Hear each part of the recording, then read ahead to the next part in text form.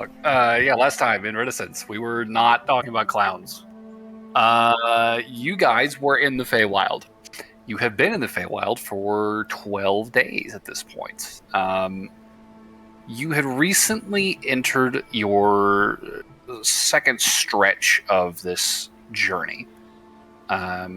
Between the Oral Vale and Deepholm, two Archfey domains, which Aldrin is using to sort of skip some pretty significant distances and avoid a tedious, long, arduous trek through abject wilderness. Unfortunately, you guys have found that the route on the way to Deepholm has been occupied, it would seem, by a small force of invading soldiers aligned with Highwater, which Aldrin knows, having spoken with his lord before this whole thing started. Highwater's not super friendly, and not terribly fond of the fact that he's got a new neighbor that is just kind of moving in and setting up shop. And you guys have kind of keyed in on the fact that Highwater may be looking for his kids. Probably for less than savory purposes. So in the interest of avoiding any further entanglements with Highwater's forces, you guys opted to skirt the dark, misty forest that kind of lines the eastern side of this very wide valley area. And you guys made relatively decent time, kept things moving over the course of a few days of travel. You crossed paths with another assembly of lampad nymphs on their way to attend to some mass death event of some kind, presumably. You met a group of kind of scruffy-looking, shifty Fey individuals keeping watch around a small camp near the edge of the forest. And after a tense exchange, you went your separate ways.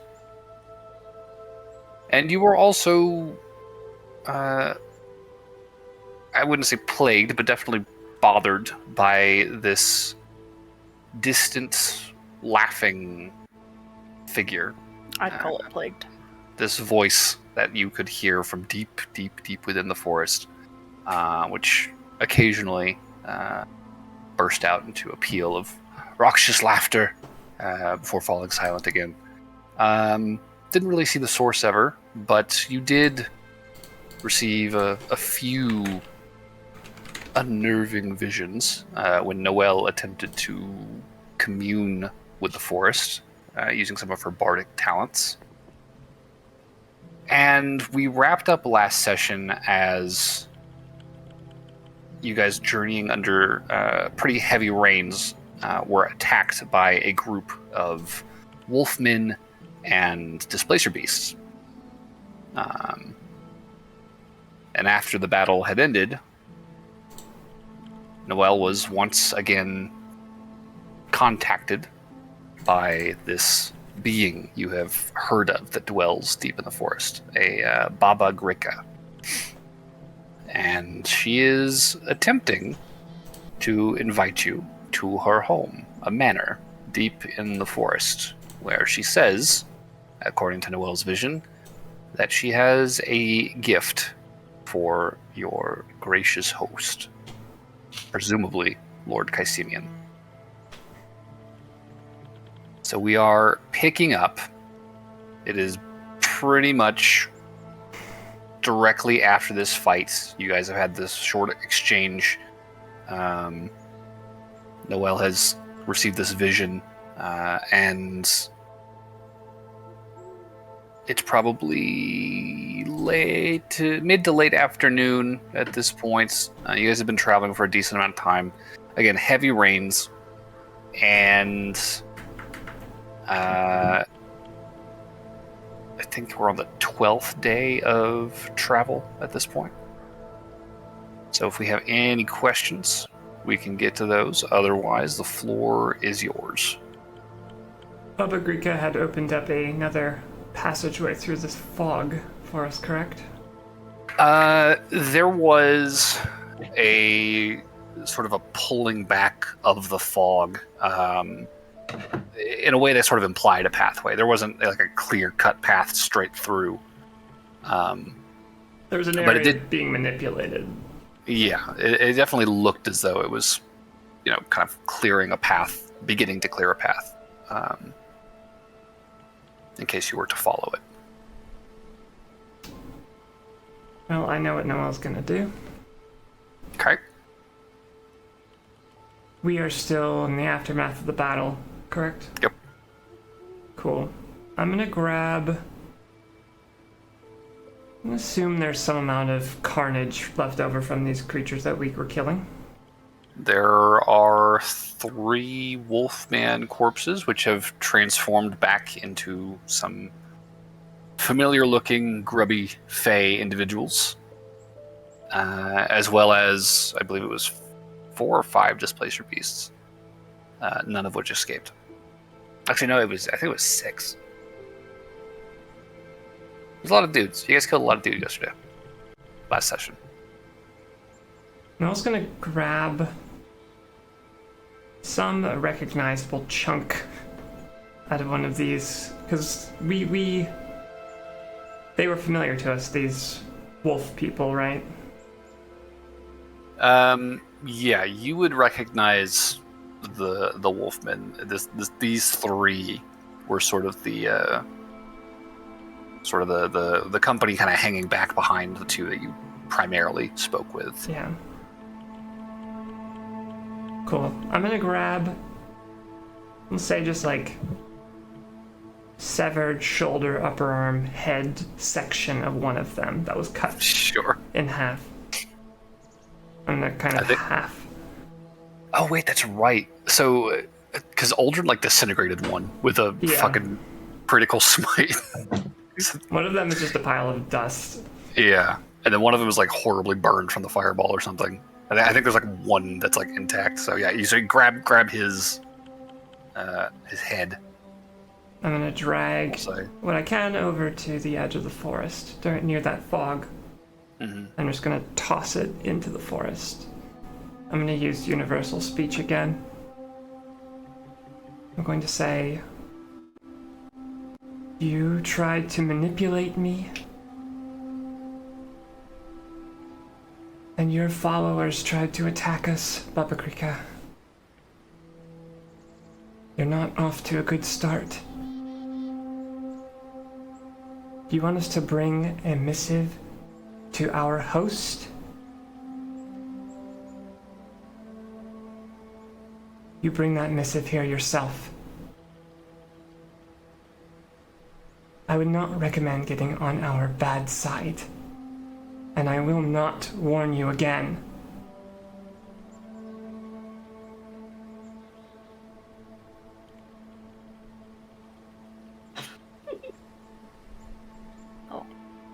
Okay.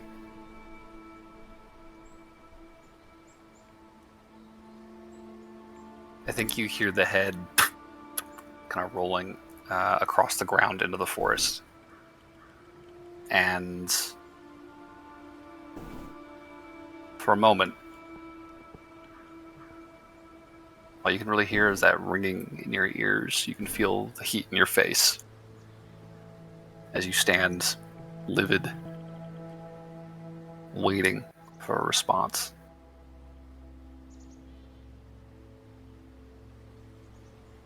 And you get one. Uncomfortably close, from within the mists, you hear a woman's voice reply. Well, you certainly don't have a sense of humor now, do you, dearie? And you see, kind of leaning forward from between a pair of trees, this very tall, long, necked, dark figure.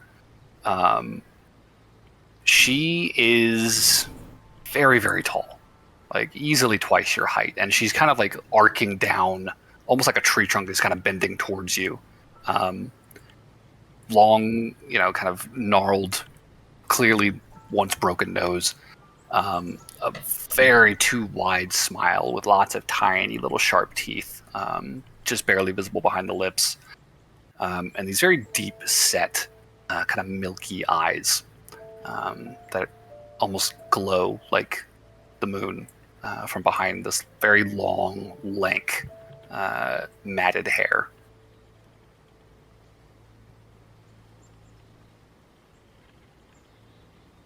You certainly put on a good show, though. No denying that.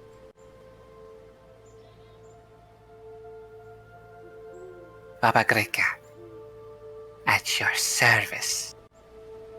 And she bows low with a very long, theatrical hand out to the side. What do you want with us? I feel like Aldrin would be like, my name's Aldrin, you may call me Aldrin. Nice to meet you. The head just whips back up towards you at another uncomfortable angle. I feel like he's like, Aldrin. oh, that's a... What a lovely name. Is your neck okay? Oh, this old thing. She like twists like a full 180 degrees. You just hear the crackling of bone before she writes it. Just like, when you get to my age, everything snaps. You could use a back massage. Go see a masseuse or something. Are you offering, dear? No. I was wondering about that. I haven't heard that much cracking since the shrimp boil. No, I am not a professional. I would not be the right man for the job, but I'm sure there's one out there. Ah, but you do have nice, strong hands, my boy. No, they're quite small. Quite a few of you do, in fact. She kind of looks from you to John to Barnaby. Then back to Noelle. I feel like I could see Aldrin going to Barnaby and be like, there's your chance, Barnaby. What? She's clearly what? taken. She likes your hands. You forgive an old spinster her small amusement, my dear. It is quiet these days, even with a war raging on my front doorstep. Uncanny how people tend to avoid this for the life of me, I can't imagine why. No. Burberry actually does snort, like... But that's the only... No extra comment, just the laugh. Just a... How are the children? Kyron is fucking, like, wide-eyed. Yeah. I don't think either of them have seen anyone like this before. Like, this is not like anyone at court, you know? Endymion looks, like, almost frozen where he's standing. Like, Kyron's definitely got, like, a... like, deep breaths kind of steadying himself, but Endymion is, like, frozen still, just watching this woman. Noelle looks tremendously annoyed. She's like, how many fucking hags do I have to talk to? Aldrin will go round up the children and kind of like put them behind him. Okay. As you do that, she just gives him a little wave. Kyron goes like white at that. You don't need your souls. I feel like he'll send them like a little. He'll send them both a message, be like, "Y'all are Does anyone want a lolly?" Do not take the lollipop. What would you do for a Klondike bar? Not that. Definitely not that.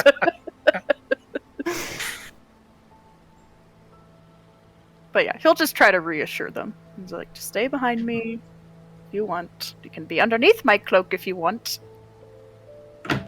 Or you... Yeah. Just don't turn invisible, because I'd like to be able to see you.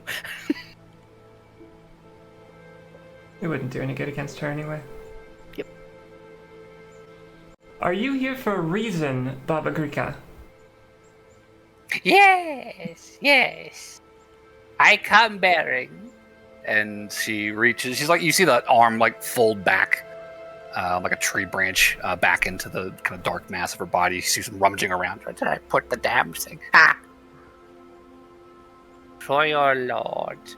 And she extends this very long, spindly limb, and between two twig-like fingers, there is this scroll, which you saw in the vision she supplied you. This tattered, very worn-looking roll of parchment sealed with a black stamp of ink that has been melted on it. Is this freely given? Merely a proposal, no obligation of any kind, but I hear your lord has been making some interesting moves in these parts of late. If a new power is rising, I should like to make a proper, how shall we say, introduction with my new neighbor. So that no, he's not gonna be fucking over Kai Simeon if he takes this, just to clarify. Do what? He's not gonna be fucking over Kai Simeon if he takes this. I mean, you want to give me an insight check? Yes. I mean, Noelle's gonna grab it anyway. Yeah, just...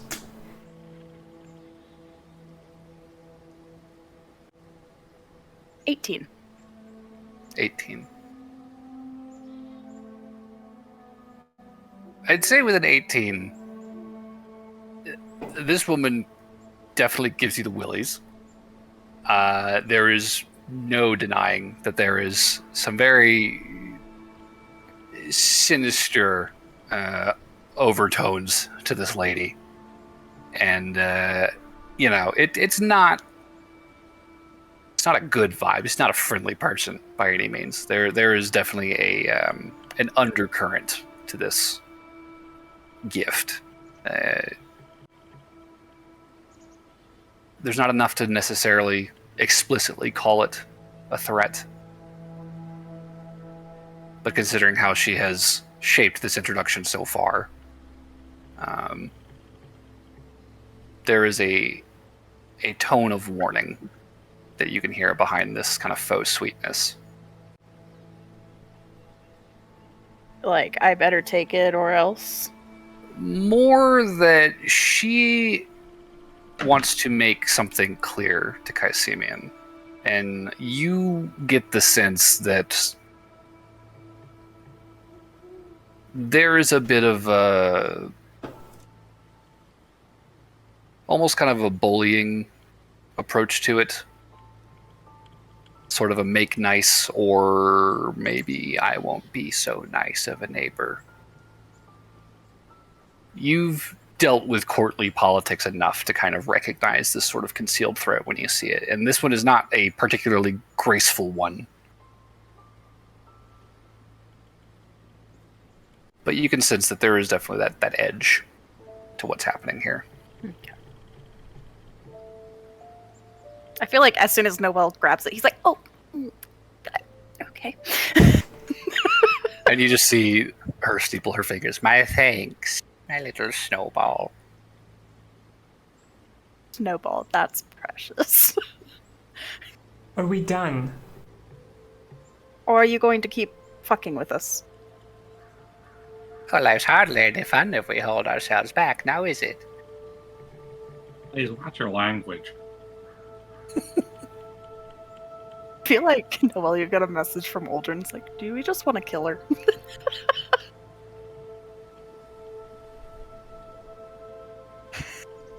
Baba Grika, I'm annoyed. do you believe that you are above reproach? Do you believe that you are powerful enough to survive us? You see her smile widen. I thought you might do that. Know that your confidence is misplaced.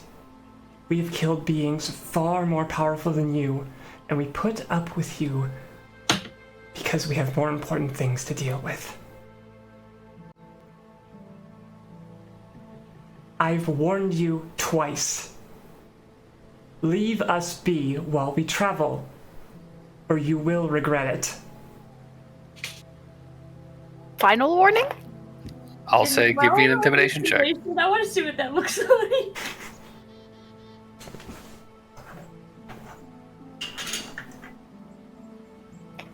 Oh, the kitties. I think I'm gonna use my inspiration on this one. I don't have inspiration, never mind. Is it bad? It's pretty bad. What? Here, you can have mine. Your voice cracks or something. Leave us alone. Leave us be! I'm giving you my inspiration. Thank you. I really hope it rolls me better. That's better. Intimidation is 19 total. 19.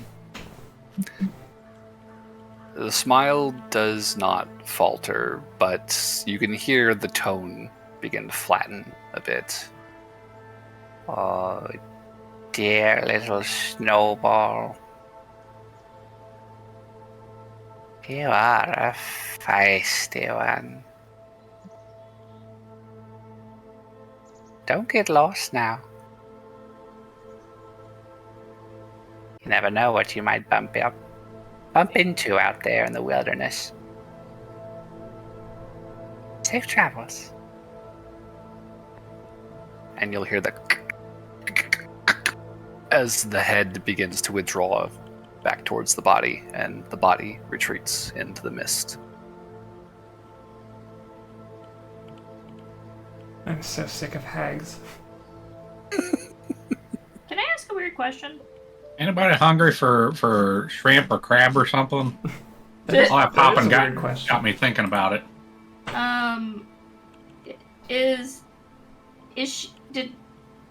Did the cracks sound like proper bone cracks, or did it sound like puppet cracks? Give me a perception check.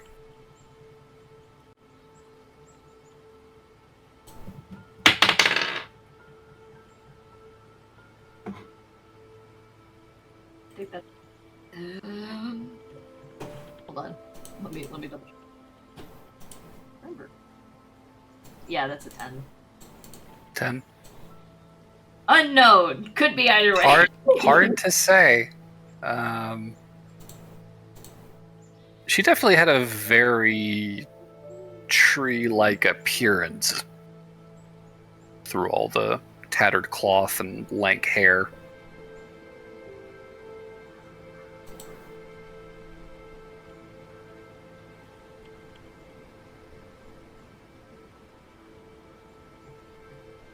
Still a few hours of travel today, right? Yep. Let's keep moving. Okay. Any adjustments to marching order or pace? Probably just continue whatever we were doing. Okay. Keep kids in middle. Fair enough. Yeah. Aldrin is just with the children, basically. Oh, I will pass the note to Aldrin to do with it as he pleases. Can someone detect magic on this for me, please? I cannot. Can I play the banjo while we walk? Anyone mind? Just slowly takes it from you. Thank you. David. What? Honestly, I mean, a little music might be nice. Isn't there still the work camp on the other side of the woods? But Yeah, on like the other miles side, away. they ain't gonna hear it. On the far side of the forest, parallel to kind of the direction you're walking, the camps are. Might be a good idea to maybe stick to light drums instead, like something that's not quite as All I got is a banjo. We're talking like this floor is wide, right? Yeah. Yeah, They're not yeah. hearing Like, a banjo. it's a couple days away.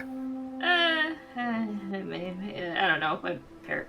It's like 40 miles that way. I think we can play the banjo. Paranoia, it's bitch. That's what I'm gonna be playing. I can almost. Oh, okay. What did you think I was gonna be playing? I thought you were gonna post the fucking poker face. No. Uh, I don't care for the song. I just like that I whip out a banjo for it. Fair enough. With the remaining hours of travel, you guys continue kind of walking along the eastern side of this forest, kind of sticking to the slope, the foothills that kind of run up alongside them. And it is a fairly quiet trek. No unnerving laughter, no subtle crunching of footpads through fallen leaves from down below, kind of ghosting your steps. There's nothing beyond just the sound of the wind and the strumming of the banjo. And when you stop to make camp, Barney whips up some, what was it, crab you're gonna make? I'm making a crab boil. If you've got crab on hand. I got crab. All right. I've got crabs. Damn. You were so close. It would have been great. That's why I kept it that way. It's a decent meal. You know, even if the day's events were maybe a little unsettling. I will say for the kids' part, I think Kyron kind of rallies pretty quickly, and there's definitely a bit of bravado to him as you guys are kind of walking quietly away from this encounter. It's just kind of like, yeah, no, she knew she couldn't take you guys. She was scared, totally scared. But Endymion stays fairly quiet, and he does continue to kind of just glance over his shoulder, kind of just watching the forest as you guys hike over the course of the day. And even as you're sitting and eating at camp, he is still kind of watching the forest's edge and watching the mists. Not saying too much. Poor baby. I think if Endymion is just at any point, stepping off by himself for a second, or just sitting by himself for a moment, Noelle would go over, sit down next to him. You doing okay? He nods before he finds his voice. Yeah, I'm okay. You've been a little quieter than usual today. Just thinking, I guess. What's got you troubled? I don't know if I'd call it trouble, just it's kind of weird today. That Cricker lady. Troubled is certainly what's on your face. Yeah, we've dealt with hags before. They are... Oh, I'm sure I don't have to tell you. They are a pain. Dad's talked about him before, but yeah, I never met Vinny. Have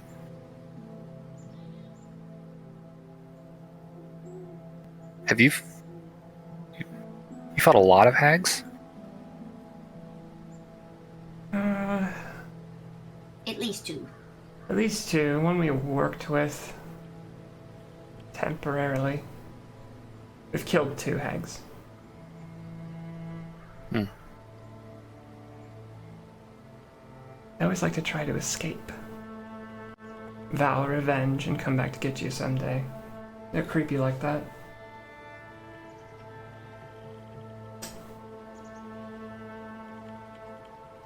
Did they have like a forest to themselves, or? They tried to.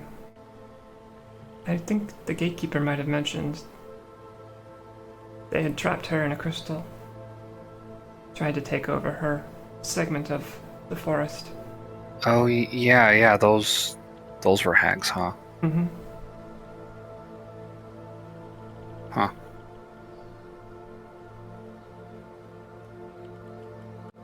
I don't know. It's weird because she's like, I don't know. It's like she kind of reminds me of Dad.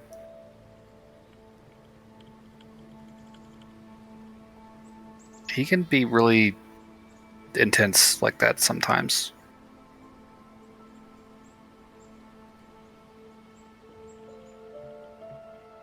Kind of makes me wonder if maybe she's like threatened by that. By what? I don't know if he's like kind of moving in on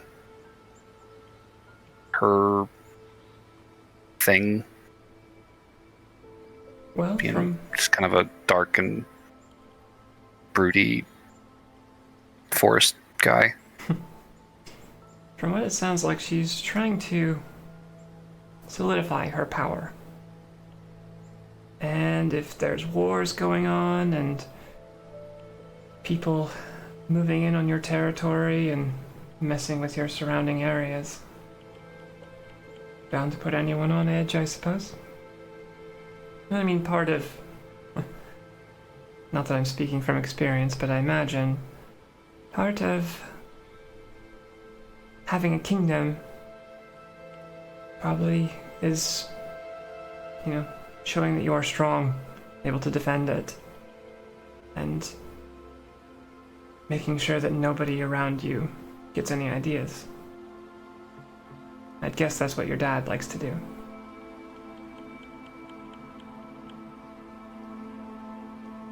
Yeah, I mean,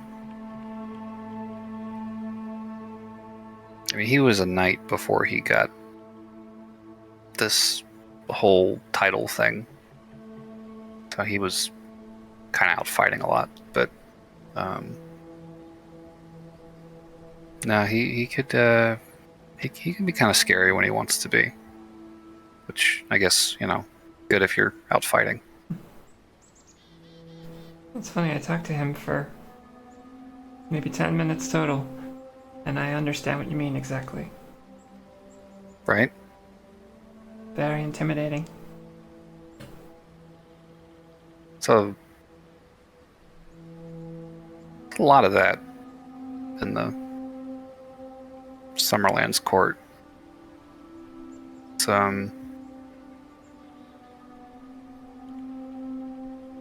kind of intense. Does it bother you? Not really. I mean, Dad would never let anything happen to us, but I don't know. It just kind of makes me wonder if I'm ever going to be like that big. Well, I don't have that answer for you. Not quite sure how all your guys' hierarchies work around here. I didn't think you could even be an archfey unless you were made one, so I don't know that I fully understand it either. Unless she's just crazy. I wouldn't Both things put could be it, true. I wouldn't put it past a hag to either be crazy or to have found some crazy way to make it real. I'll never really know. For whatever it's worth, we're gonna make sure nothing happens to you guys. I know. Thank you Of course. coming with us.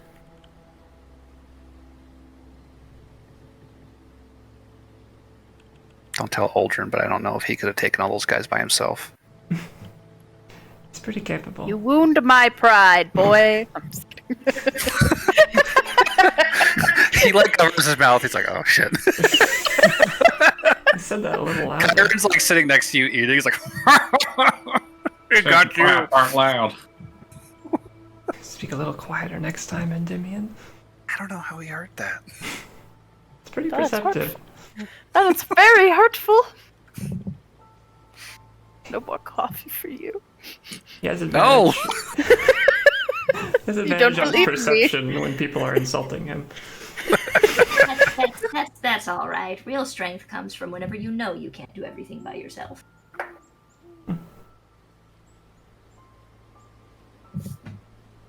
Alright, well. Try to relax a little bit, okay? Just kind of rub his hair as I stand up.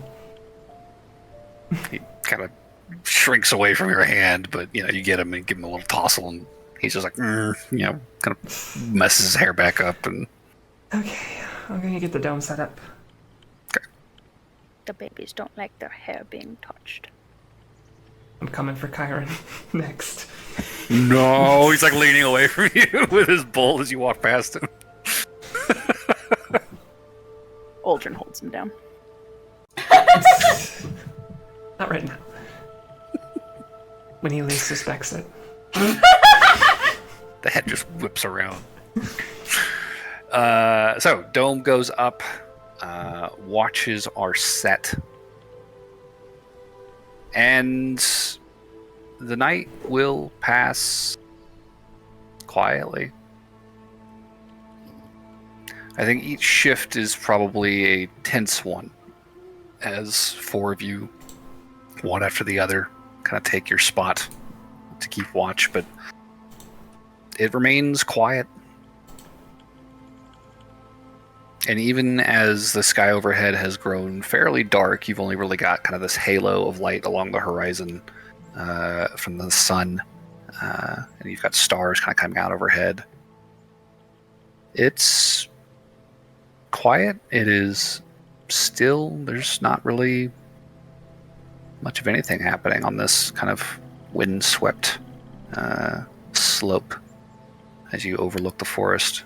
And once everyone has sort of slept their fill, you awaken under that starry sky, drop the dome, pack up your camp, and begin another day of travel.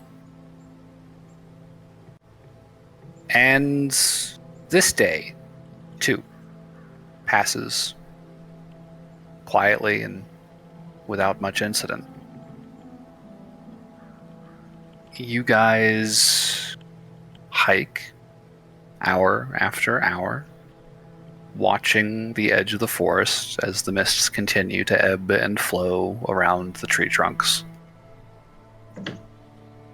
And over the course of the next 8 hours,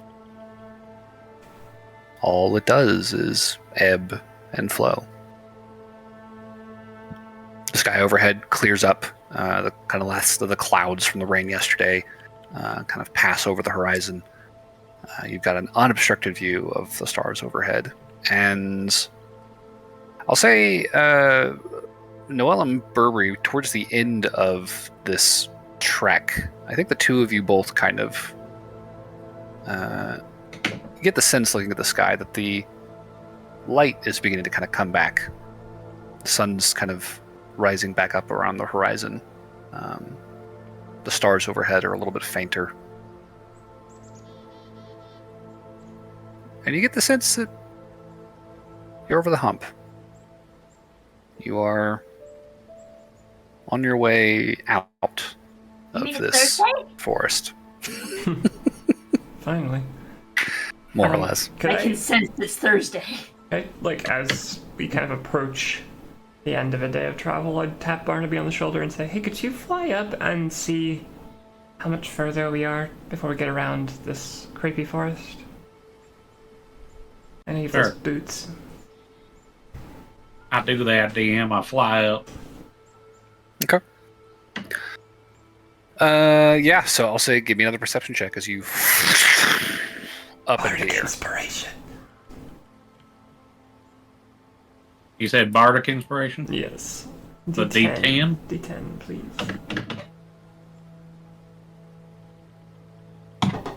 Bardic Inspiration I always roll so low on. But that will make that a 19. 13 plus 3 plus 3. Okay, good shit. With 19, You fly up high enough that you are actually able to see the sun as it continues its sort of unsetting kind of orbit along the horizon. And looking out over the landscape around you, to the north, you just see this misty forest stretching almost endlessly to the horizon, 100 miles away. To the east of you, you can see the chain of hills, probably a day or two away, that kind of divides this larger valley in half and separates this misty forest from the kind of lowland hills that you would have been taking if you had not kind of adjusted your course.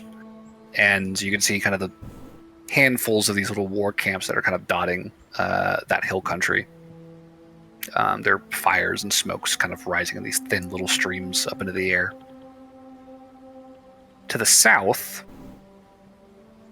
you see the forest stretch on for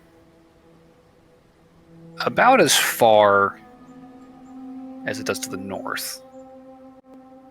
But with a 19, you're kind of squinting and looking, and you do kind of get the sense, the mist, this constant fog that has kind of hung thick between the trees your entire trek alongside this forest.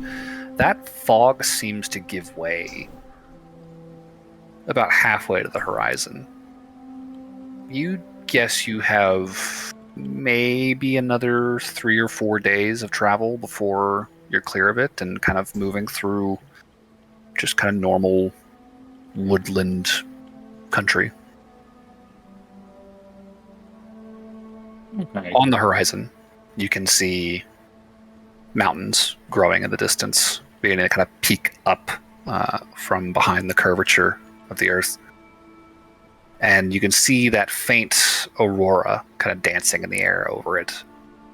Not too unlike the one you could see the last time you looked over the Oral Vale, the way you had come.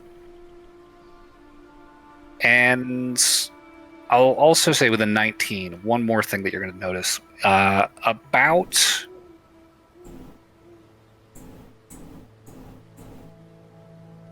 halfway between the horizon and the edge of the mist. So probably about 3/4 of the way to the horizon from your current location. A good, 5, 6, maybe 7 days. You do see what looks like a clearing on a hilltop amidst this woodland, kind of along the edge, fairly close to kind of the open hills on the other side of this valley. And in that clearing, you can see what looks like some sort of a structure. It's really hard to make out much more detail than the fact that there is some angular object catching the light off in the distance. This thing is, like I said, probably somewhere between 50 and 70 miles away.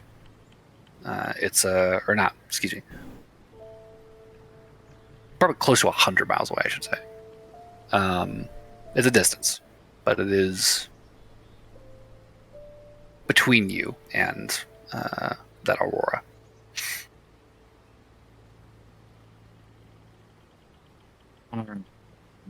Then I'll lower myself and explain that to the group. Okay. In a few more days, that was nice.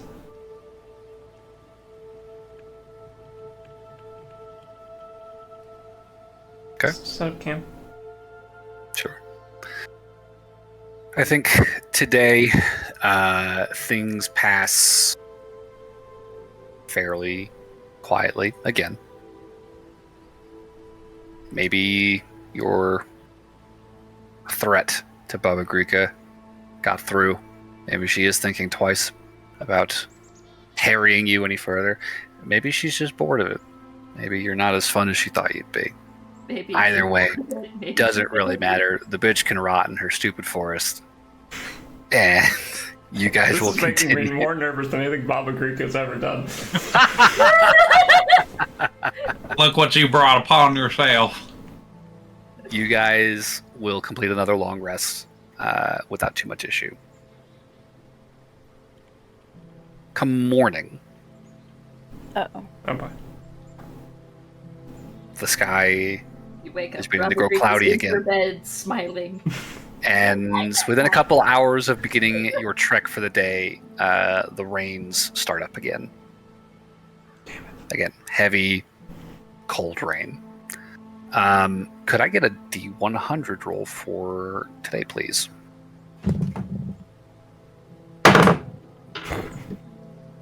$43. 43. I'll be 2 seconds.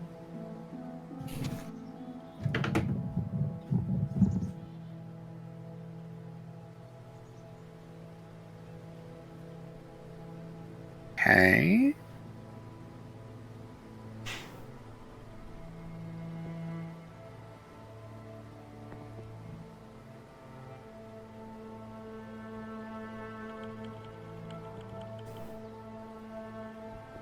As you guys are hiking towards the end of your trek today, you guys are starting to look for a campsite at this point. Something catches your eye in the mist up ahead. There is a very distinct, very clear, like circular gap in the fog, as though it's wrapping around the trunk of this massive invisible tree.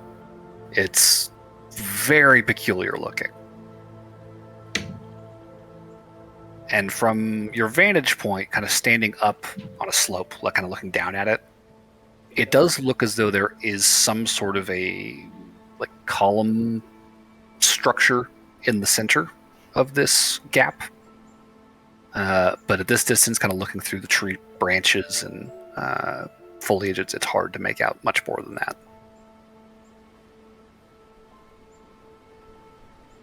Okay, we'll keep that in mind as we get closer. Okay.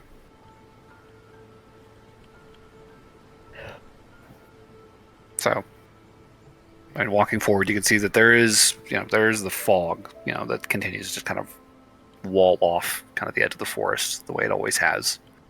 But eventually you'll draw kind of even with this gap, and you can kind of see it's maybe 50, 60 feet from the proper edge of the fog. Just to be... So it's like there's an invisible something.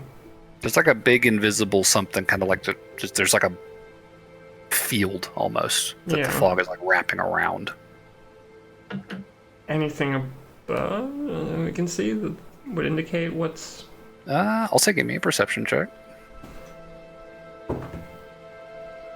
13. 13. Nothing in particular really jumps out at you looking at it. Outside of the fact that the trees do seem to kind of thin a bit around this gap. You do kind of get the sense that there's maybe less foliage, less tree growth directly around the field. Is the field... does it seem pretty normal? Like there's grass and... It's hard to say without climbing up significantly higher to like look down into it. Oh, it's like a hole? No, because you're, like I said, it's this gap in the fog. This like a circular kind of a gap in the fog, and there's kind of fog all over around it. So it's hard to see the bottom at this angle. But if you got up higher, you could look down into it to see the ground to say if there was grass or not. Are we not... You're not like super high up. You guys are hiking on this, slope kind of outside the forest edge. Oh, this is if you in want to the climb, forest. this is in the forest in the fog. Okay. Yes. I'm not super fussed about messing with anything in the forest. Sure. I would advocate we continue. I'm not super interested in exploring whatever hell depths this forest has. I second that notion. Fair enough. So, interesting thing to note, but I don't think we'd investigate it. Fair enough. I will say then, as you kind of stop, assess, and determine to carry on your way, moving forward to look for a campsite.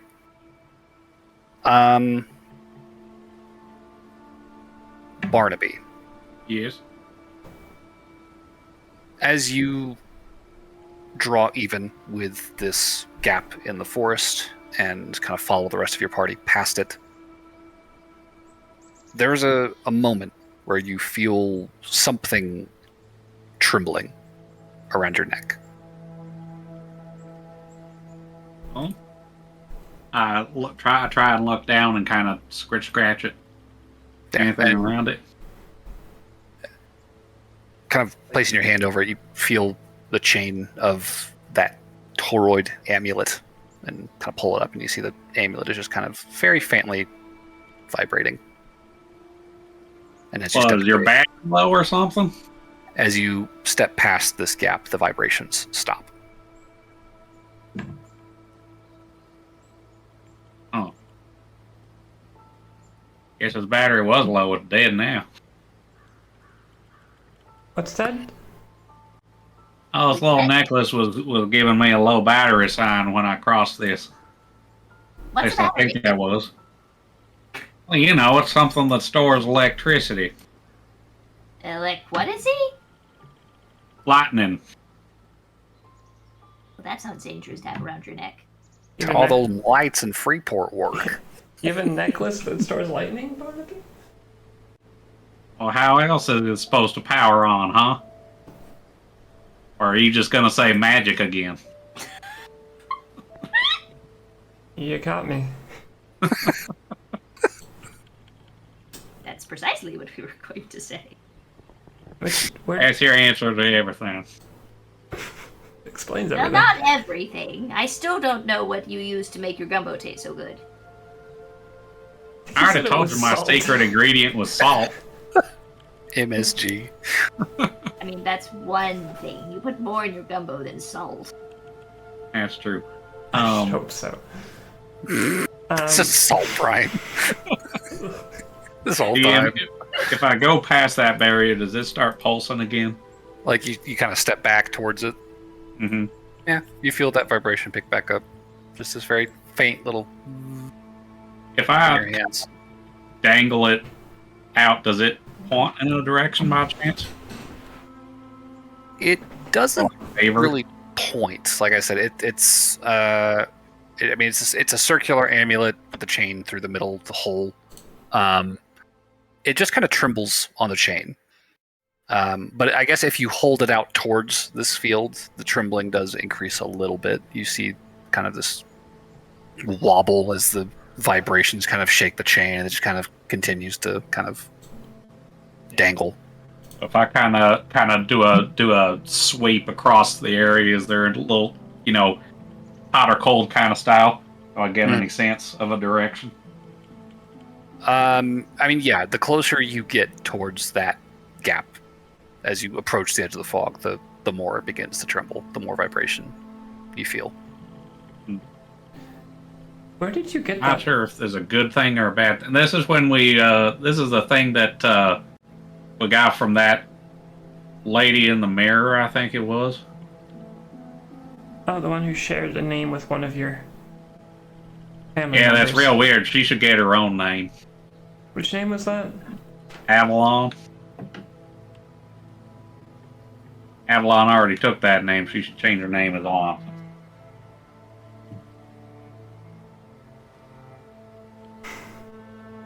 After we killed that camera that killed my paw, remember? I remember. It's kind of pointing me in this direction. I don't know why Avalon wants me to go down this way, but I'd be hesitant I don't to know. just walk into the forest, but maybe you could fly over and see what there is to see down in that hole? That's an idea. I do that, DM. Okay. Please be careful. So, into the air and looking down into the hole from above. You kind of have to, kind of thread around tree branches to kind of get a good angle. But eventually, you catch sight of a small clearing. You can see the edge of this clearing where the fog kind of abruptly stops. There are these like broken tree trunks and stumps kind of scattered around the perimeter here. And they're partially obscured by the fog. And in the center of this clearing, where there is just kind of this like very faint green grass growth. Like it's very small, very young looking, almost like freshly planted grass coming out of the loam. You see what looks like a stone archway in the center of this clearing. It's got a very not quite Stonehenge vibe. It looks to have been more finely carved than that. It's a narrower structure than those gigantic kind of slabs of rock. But it is probably a good 15 feet tall, and does seem to be like an actual like carved arch.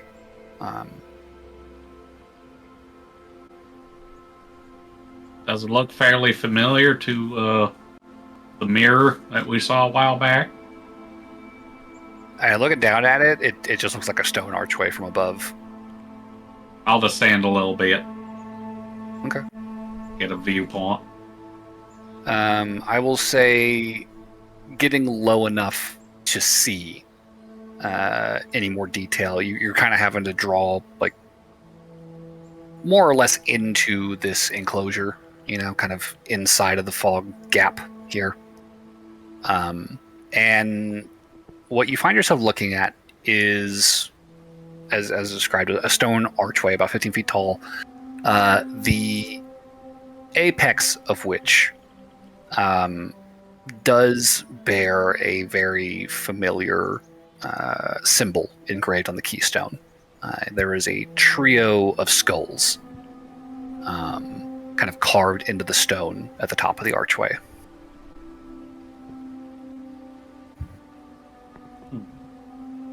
You would recognize this symbol as having appeared over the mirror, which you found in the cave behind the Chimera.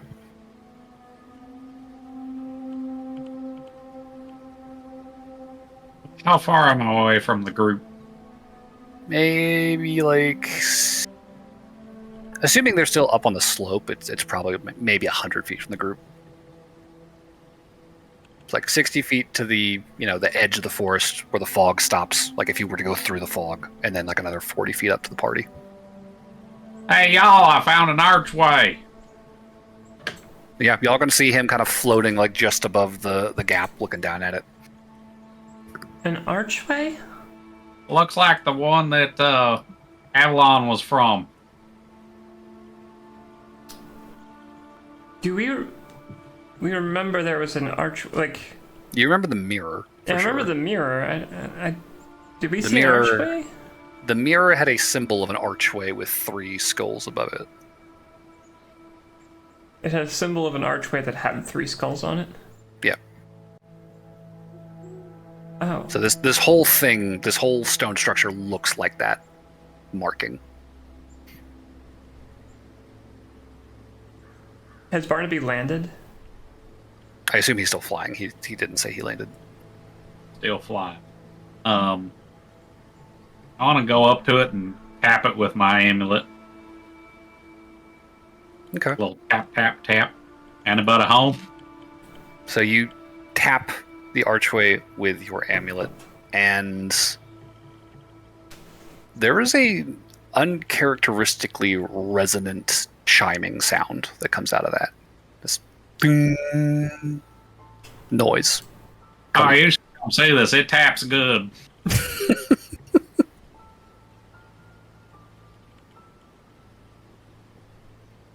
I don't know if it's wise to shuttle all of us over there, but is there anything else around the area? Any signs of stump? anything? There's some stumps and some grass.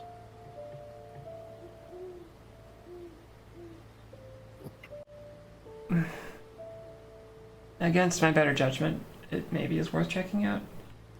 If it's something Barnaby's interested in, Sure. Old Jim's gonna stay with the kiddos. that Sure. probably makes sense. I will polymorph into a giant eagle. It's not that far, but I don't want to go into the forest. Sure. So just kind of flutter over the fog and Yeah. land next to the archway. Basically. Okay. And whoever wants to come with can ride on my back. Sure. I'm down. All right. So John and Aldrin are on kid duty. Sure. It won't be long, Aldrin. We'll be back. Alright, don't get lost. Yeah, I know. I mean, for what it's worth, Aldrin, you can still see Barnaby floating over the enclosure as Noelle and Burberry land inside of it at the base of this archway. Okay, I'll turn back and walk up to the archway, see what I see. Yeah. I mean, this is 15-foot tall, like heavy pieces of stone, like stone pillars with a masonry shaped archway over the top of it, and relief carvings of these skeletal faces at the top of the archway on either side of it. The entire thing is made of this very dark, speckled kind of granite that is, overgrown with this like verdant green, like mossy green kind of lichen and ivy that's just kind of trailing down to the ground. Fresh grass kind of growing all around it. Has Barnaby landed, or is he still hovering above us? I'm still hovering. I'm tapping it because it's got a good tap. Ding. It's a much more resonant sound than should be possible from an article of jewelry that small. Yeah, I told you it taps good. The last thing responded when we called out to Avalon. Hey, Avalon, you there? Not you, Avalon. This Avalon. The more we talk about her, the more I want to eat fish. We just had crab last night. I know, but Avalon sounds a lot like abalone. I Fine. will say, give me a perception check. Boy, Noel, you are. It's a stark contrast to last session. It's a 15 total. 15. You want me to do one as well, or just Noelle? Okay. I mean, whoever's there. I rolled an 8, so That would be a 16. 16, 15? I'm Okay. here too. I will say, as you are looking through this archway, kind of circling it, inspecting it, looking around, you call out this name, continue to chime this amulet against the stone. There's not a lot that you're seeing change. It's not really anything that you're seeing change. But as you are about to sort of resign yourself to dead end, try something else, you happen to glance down, and you kind of double take as you can see what looks like footprints in the dirt. Footprints that you would swear had not been there seconds ago. And yet these are old, dried in the mud footprints. These have been here for a while. And you see them walking under the archway, and as you follow them and look up through it, you don't see the mist. You see open, clear forest.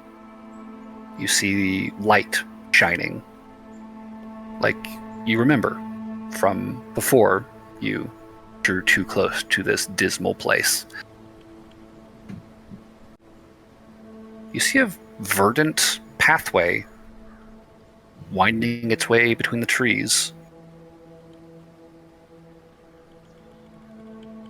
And then you blink, and that vision, which had been so crystal clear for that split second, is gone.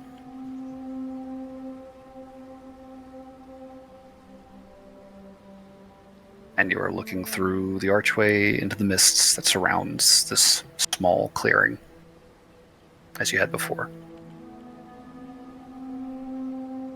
Barnaby scratches his head, and by head I mean helmet, for a minute. I think it's telling us to go through the archway. What?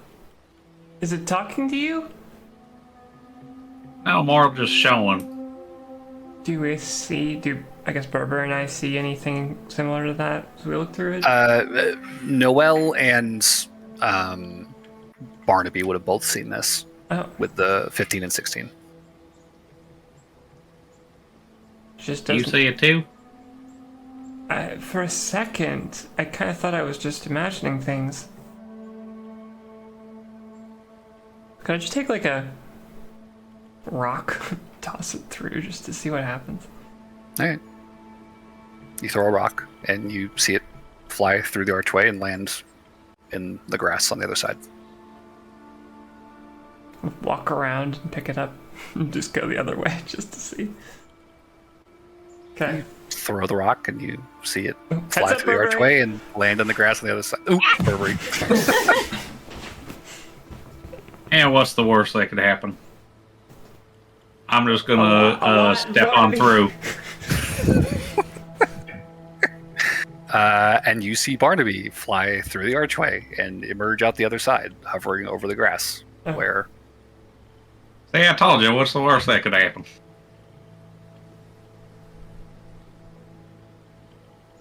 Avalon, you need to be more clear with your on-off buttons. You got a button to turn this thing on, or what? No, not you. Other one. Any other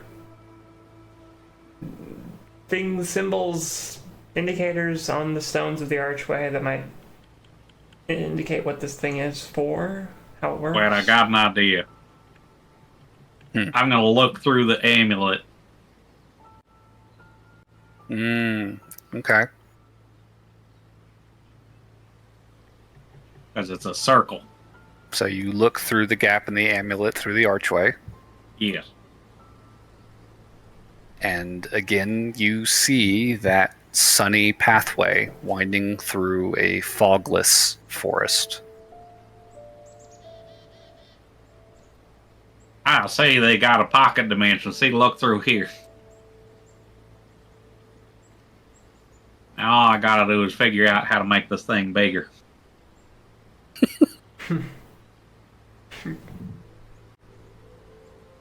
I don't think even my pinky could get through there.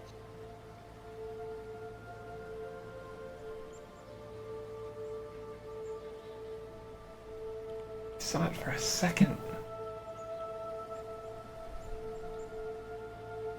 I'm not sure, Barnaby. Even if we did figure out a way to make this work, we might be veering tremendously off course. We just don't know. Hell, we could be. Are you worried about getting off course? Well, we are off the intended course already. We're kind of hoping we can pick it back up when we get to the other side of the spooky forest. Is there a way I could guess where that's spitting us out to?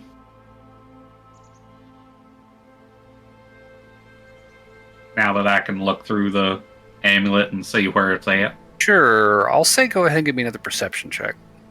I'd also add, we don't know when it's spitting us That's out. a nat 20. Oh shit! Okay. I will tell you this as plainly as I can. Then, what you are looking at, Barnaby, reminds you very, very, very much of the sort of pathway the Waylight guides you guys through. This looks to you like an unearthly road. A shortcut through the Feywild. I have a dumb idea. Like, Can't be any dumber than my rock thing. I need Aldrin. well, I am gonna tell that to the group. I see it. I synced it. I know where that is. You recognize it? It's one of them hidden pathways, like that annoying little fairy in a bottle does. Aldrin.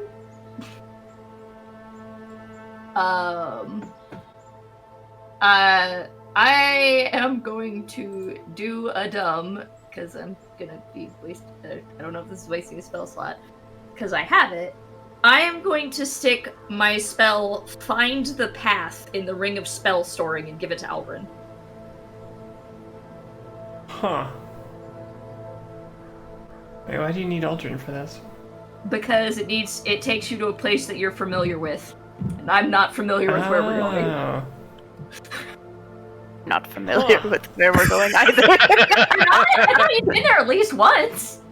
Yep, But you've never new been to the- territory. Wait, have I ever been We're going to... to the Great Tit Keep, aren't we? He is not. Aldrin has not been there. I've not been there. Chiron and Endymion? Their whole I thought we reason were taking them Aldrin. home. Yeah, to their new home. New home. Have I been A to... castle that Caecimian reclaimed for the Summerlands. That is going to be his keep from this point forward. I do have a question, though. Have I been to Deepholm before? Or the third one on the map, too. Or Not Highwater. Well, No, not Highwater. I Yeah, mean, I for guess sure, we could try. well, we're close to Deepholm.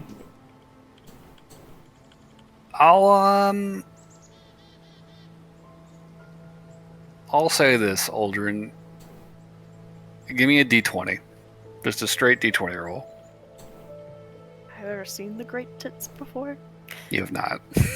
But, like, been in the area of it, maybe? No. Yeah, 16. 16. I will say Deepholm is probably the furthest from the core of the Summerlands that you've really traveled. Well, I could get us to Deepholm, probably. Oh god, I have more dumb idea. For whatever it's worth, Kat, if that had worked, that would have been a brilliant idea.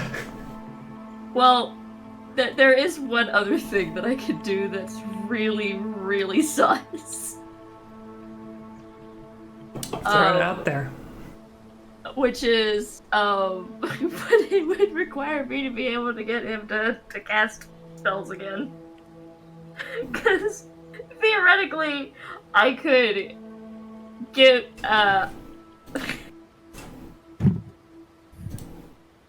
sorry. Okay, so theoretically, I could get him to cast scrying. Because scrying lets him look at a person that he's familiar with. And through looking at the person, you can see the space that he's in, and then you can use that space for Find the Path. This would be a 2-day plan, wouldn't it? Or no? It would just take a few hours, I guess. You could choose a location that you've seen before with scrying. Yeah. So, well, no, but I haven't Scrying's seen. not the important part. That's Yeah. the thing. It's these are things that I haven't seen. So we're gonna try to cheese the rest of this adventure, is that what you're saying? I scry on Kai Simeon. Or maybe I could dream Kai Simeon and be like, I need you to give me a very articulate detail. Well, no, because it needs to be an area that you're familiar with. Oh. And so I don't know if you describing it would count as that. Yeah, I feel like you'd have to physically see it. But Well, that's what I'm saying. If technically- he's dreaming, Kai Simeon could make that a reality. Okay, wait, what did... Here's I'm reading Find the Path. The spell allows you to find the shortest, most direct physical route to a specific fixed location that you are familiar with. If you name a destination on another plane of existence or a destination that moves, the spell fails. But it doesn't say you have to have been there. Well, it's if you haven't been there, then you're definitely not familiar with it. You could be familiar with people you haven't met with sending. That's true. That's the same wording as sending. That's fair. It just says you have to be. It's like I'm familiar with the Great Keep. I've never been to it, but I know of it. I mean, I'm aware of the concept of the Great Tit Keep. Oh, I'm just saying. I know it's real. If we really want to try to do this, we could also just attempt to do Dream with Kai Simeon and have him really just show him. It's an 8-hour period. Yeah, give him all Here's the grounds. and then we can do Find the Path. well, DM, I'm gonna test a theory. What's that? I'm gonna look through the amulet and stick my hand through the archway. Okay. Oh, wait, guys. Hmm. It wouldn't work Why? Wow. because it can only store up to 5 levels worth of spells and 5 the path. 6. Shoot, that's such a That bad being spell said, to if be you 6 cast level. Dream on me and There. Give me a second. Wait, let Aldrin's Barnaby gonna pull cook. Let Barnaby His- cook. Okay. Okay. Barnaby I'm cooking is right now. holding up the Six amulet to his eye. He's looking through it, and he reaches his hand out towards the archway. And Barnaby, it looks like you're reaching through the archway. If I open up my other eye, does it? Am I getting like a mixed sense? Your hand gets chopped off. I mean, looking with one eye through the amulet, you can see this sunny, fogless path. And looking with your unamulet eye, you are looking at the same foggy, dark clearing on the other side of the archway. And so these two visuals in front of your eyes are like kind of colliding with each other, and you can kind of This see is where weird. the trees kind of overlap in the right way. The ground kind of looks like it's following the same general shape, but the foliage, the color, the lighting is very different, and it's kind of like it's now starting to kind of vibrate and make you a little, a little uncomfortable. But your hands is still just kind of reaching out. What do you guys see? Did my hand go poof? I was gonna say, do we see any difference in what he's doing? No, his hand is just sticking through the archway. Come on, children. He'll grab them and be like, just walk through it. Walk through the fog. I just want to see what happens. I think we should do it. I say, well, it's the worst that could happen, and I'm gonna Exactly. walk through the archway with just one eye open through the amulet, and I'm gonna stick my hand out the back of it, basically walk through it fully except my hand. Okay. So Barnaby walks through the archway, leaving one hand sticking out behind him. And Noelle, you just kind of watch as Barnaby, holding an amulet up to his eye, walks through the arch, stands on the other side with his hand sticking out behind him. Does it look like I've advanced on the path? Do I look cool? No. And I will say, Barnaby, as you do that, like for a moment, you feel yourself kind of stepping into that sunny forest. But as you kind of straddle the archway, that sunlight fades, and you can see the fog very quickly kind of like roll back into existence around you. So it's got to be an all-in-one thing. So hands up, everybody. Grab hands. What's happening? We're gonna make a little conga line. It'll be fine.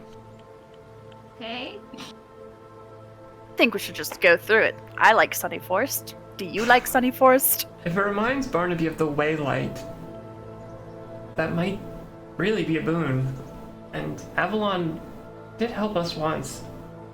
I think we should just go through it. Come on, children. Aldrin's gonna hoist them up and start walking towards Link hands, don't worry. I don't bite and Bark doesn't bite. I'm tired of this goddamn foggy forest. And the stupid cackling bitch. I'll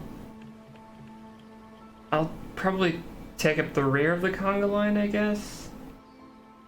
If we're trying it that way, boy, we're gonna look really dumb if this doesn't work. I mean, We already looked dumb. They can't get much We're gonna worse. look dummy if it does work. So, for the record, Aldrin, enveloped in the fog as you walk through to the party, you definitely feel almost as soon as you're surrounded by the fog, like, oh no, there's something around me, and you're like, okay, go, like pick up your face. you got that vibe, like there's just something very close. Come on, children, come on. Yeah, no, I feel like he like picks them up like he's literally pick up the face. Let's go. holding them and like running through the forest. Like, fuck it. Yeah, I mean it's like 60 feet, and then you out of the fog and emerge with the others, like. Aldrin's feel just that like too, covered in children? sweat. I feel like he's like, did you feel that too, or am I crazy? Kyra just looking at you like, what are you talking about? Oh, so I'm crazy. Wonderful. Barnaby, you've got the amulet up to your eye, the other eye's closed. You're grabbing somebody's hand behind you. Party's Yep. linking hands. Yep. And we're all closing our eyes while we... And Bark's on my back. All right. Everyone's closing their eyes. Sure. All right. So Barnaby, you watching I through do the it. amulet, lead the party one by one in a conga line through the archway. And the vision of the forest persists through the eyelet of the amulet. You still see sunshine and clear forest, no fog. Keep walking. Keep walking.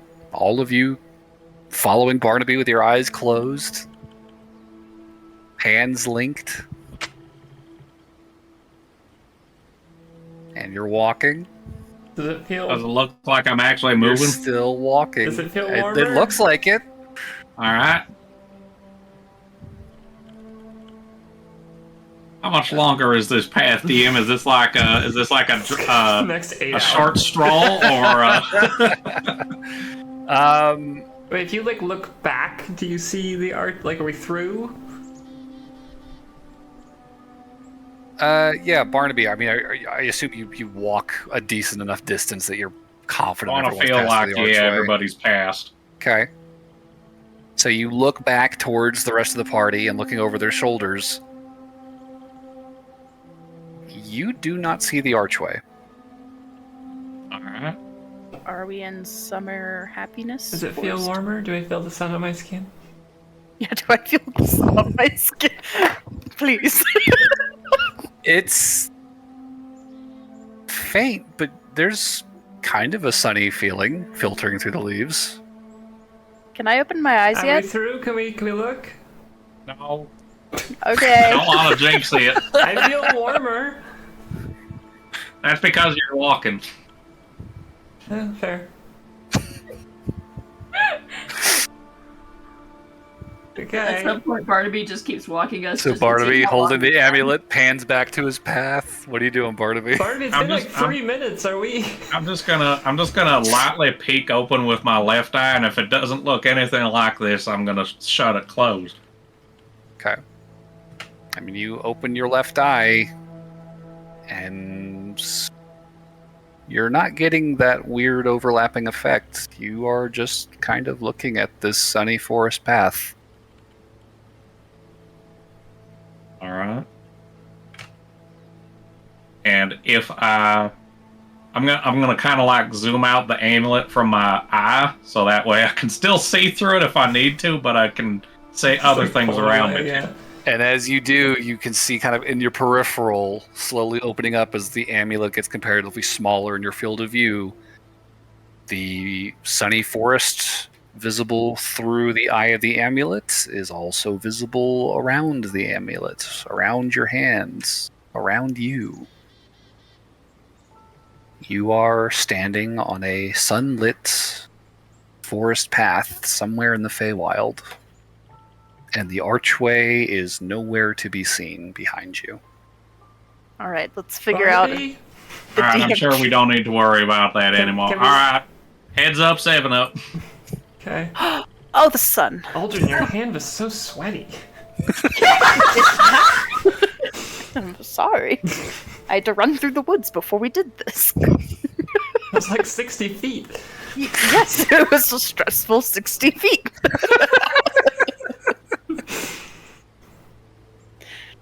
Well, are we in a sunny forest? Barnaby, would you You mind? are all standing with Barnaby, hand in hand, on a sunlit forest path.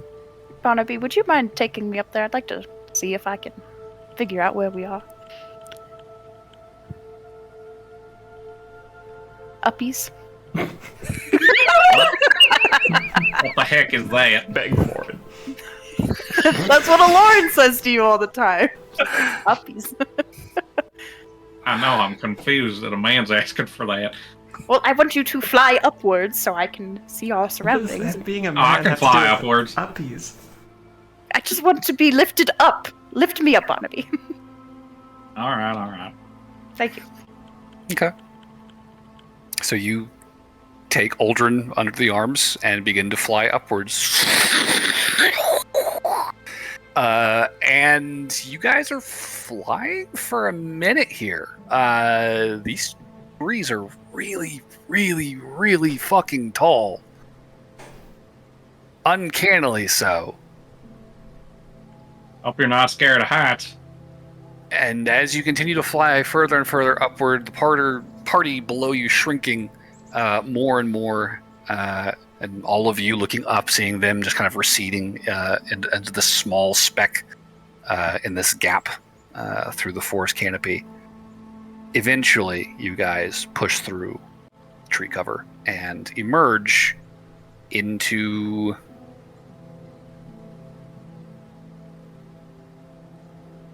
It's an almost ethereal view.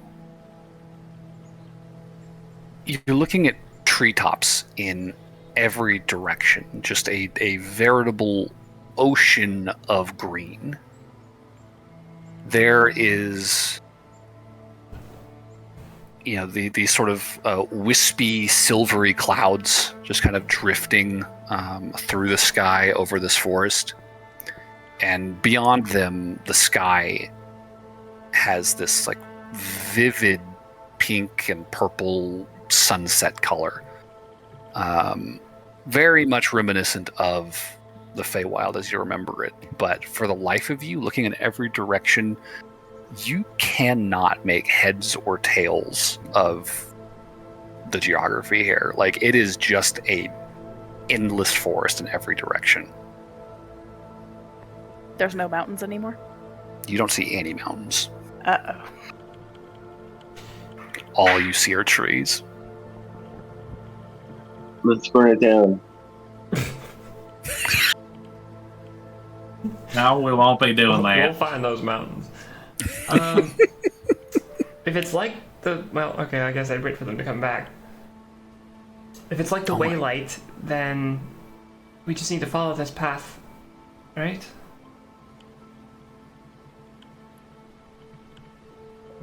That's typically how those work. I sure hope it's like the Waylight. I'm going to get fired. Aldrin's over here like, oh, fuck. Yeah, he took a moment. He was like at one of trees, just like hands on his hips, like, oh no. Out of curiosity, is there like a path roughly like a tree Or is tunnel, it kind just- of, or are we just like in a forest now? Okay, wait. Dumb question. Does my bag of savings work? No. Okay. So we're not on our home plane. We're still in the This is Feywild, I very think. clearly still the Feywild. Look, But you are definitely not where you nothing. just were. All right, now answer my This dumb does question. not limit itself. Okay. Dumb question, go for it. I said, are we on any kind of? Is there any discernible path, or are we just in a forest? Gotcha. I mean, truth be told, it does look very similar to the sorts of forests you find yourselves walking along or walking through while you follow the waylight. And those usually do have a faint sort of trail that they are following. That said, as you take in your surroundings and you are sort of sussing out, it's like, okay, there's kind of this trail heading, kind of winding through the trees ahead of us, in the direction that we were walking. There's a trail behind us in the direction that the archway was, and which it is not anymore. And there's also what looks like a fork over there that's kind of winding off in another direction. And as you're kind of turning circles, kind of taking in your surroundings, it definitely looks like there's several paths sort of crisscrossing each other and intersecting at various places ahead and behind you. Okay. And I'll say, as you think back to your experience with the Waylight,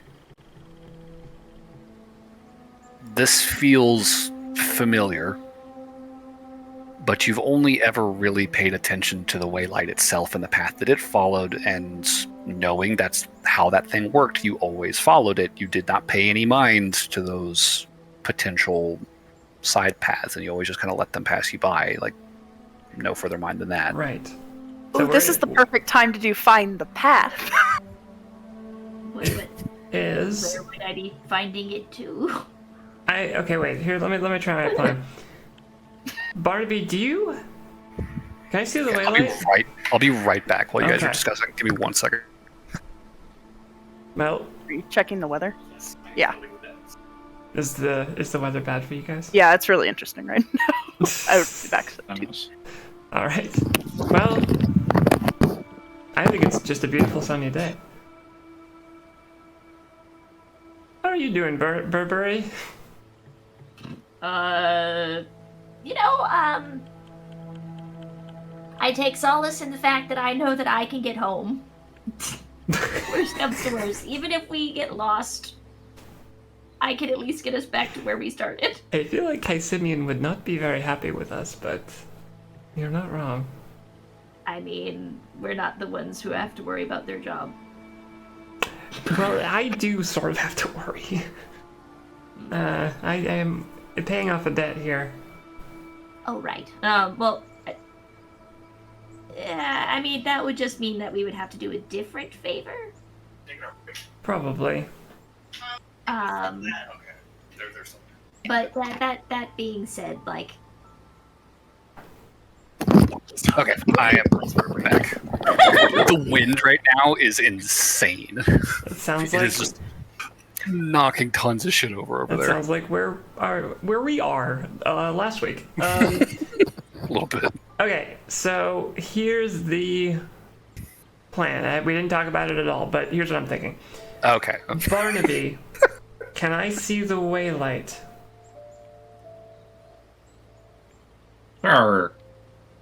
Okay, Hold it comes out. in a little jar, right? Yep.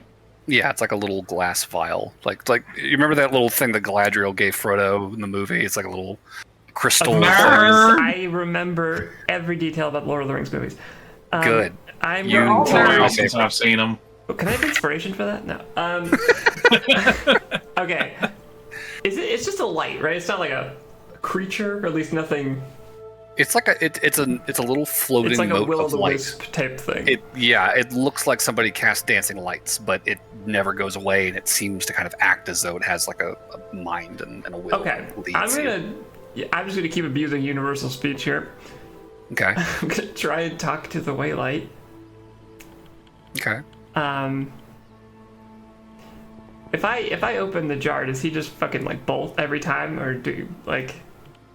It doesn't bolt. It just kind of drifts up It out of just the jar floats. and just... Okay, cool. I'll let him out. Them out. I don't know. Use universal speech. I'm gonna say, we seem to have found ourselves on the paths that you take us regularly. I know that usually we give you instructions and you take us there, but we're trying to figure out how to get somewhere a little different today on the Feywild. We're trying to get as close as we can to the Great Tit Keep. You don't have to take us directly there, but if you could guide us in that direction and let us back out somewhere nearby, or as close as you can get us, we'd really appreciate it. We're a little lost. I will say the Waylight, it's hard to see it spin because it's a light source, but you get the sense that it kind of pivots in the air and kind of surveys your surroundings as you're talking. Sure. And as you kind of describe where you want it to take you. It kind of gives you an excited little jingle. This and it arcs out away from you as if to begin moving. And then it hits the first fork and stops. And you see it kind of dithering back and forth, kind of drifting down one fork and then the next. And then it drifts back up to you. And there is a very distinctive lilt of confusion to its movement. You get the sense this thing does not quite know where you're going. Let me get Kai Simeon to dream me. And then I can have him give me the grand tour. And then we can do this. Find the path itself. Well, no, it's for the Waylight. Because if he pulls it out and tries to talk to it. Well, it doesn't know where we're going is the problem. We'd have to, like, show the Waylight the area. Can you ask it if it can get dreamed upon? I can't talk to it, nor do I think it has a level of actual consciousness to it. I'm really unsure.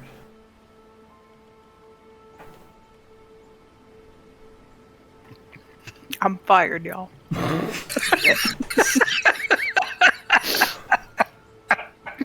Kids, it was great working with you.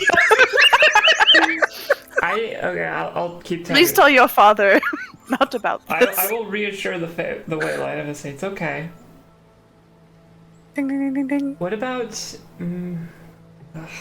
high water?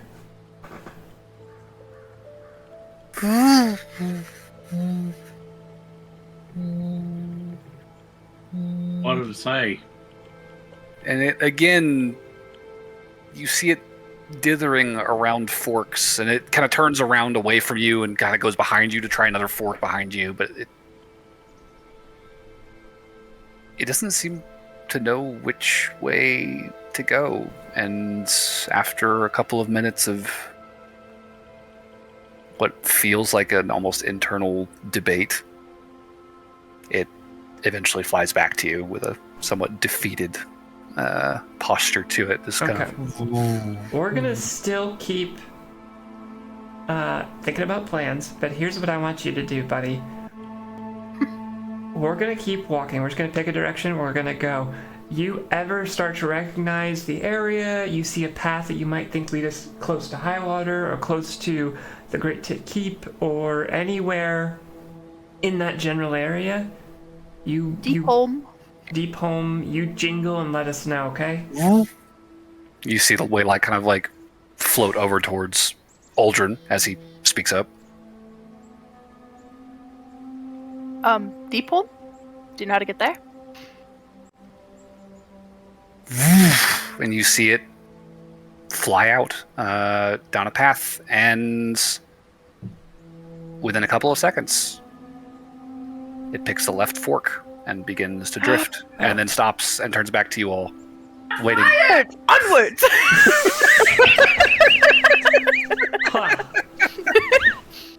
Kids, we won't talk about this, correct? Please, children. Kyron and the Timmy just look at each other. They look back at you. You almost got us lost forever, didn't you? No. Roll deception.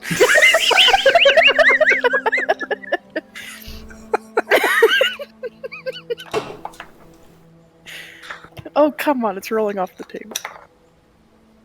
19.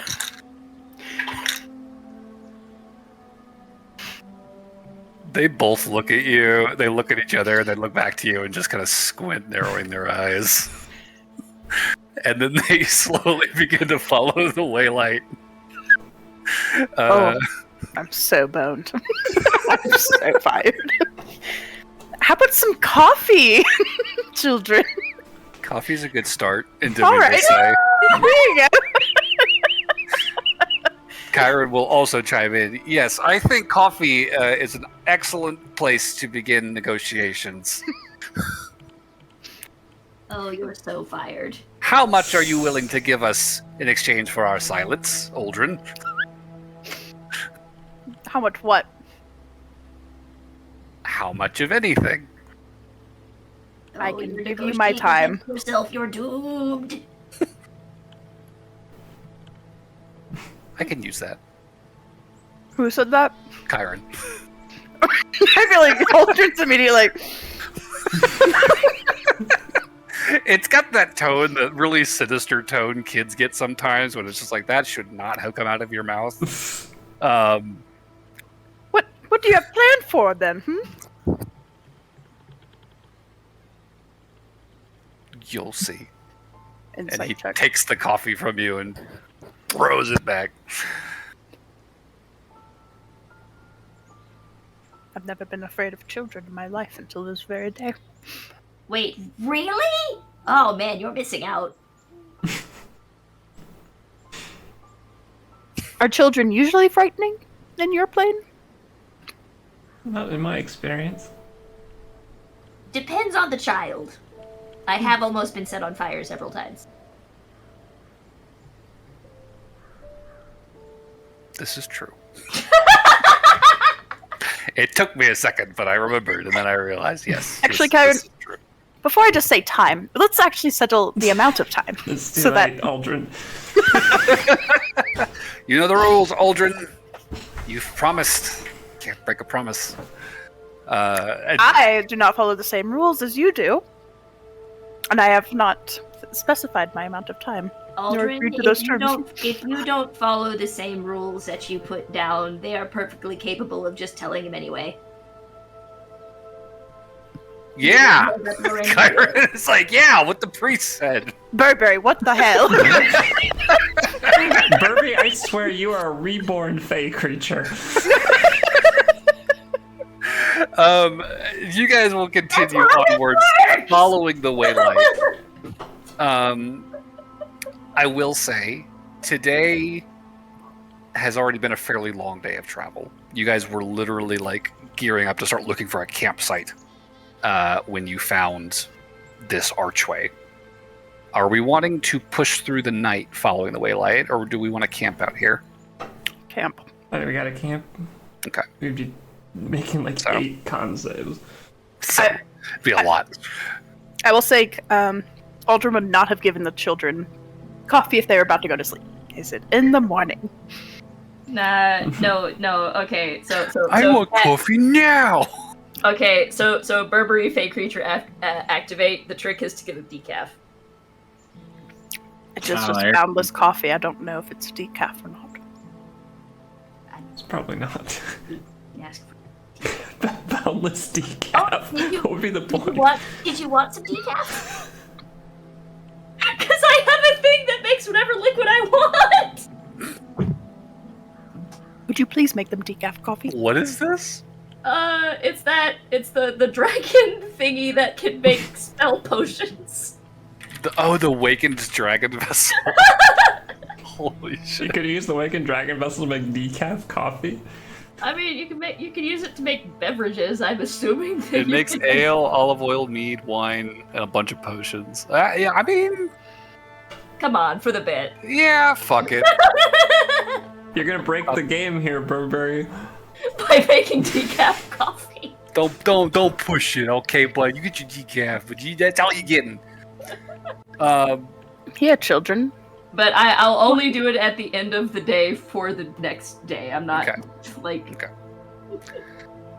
With that, I think you guys are able to set up camp and get yourselves a long rest started. This feels like a good place to take a break. Right. So give it 10 minutes and come back and see what happens next. Okay. Sounds good. Switch to break.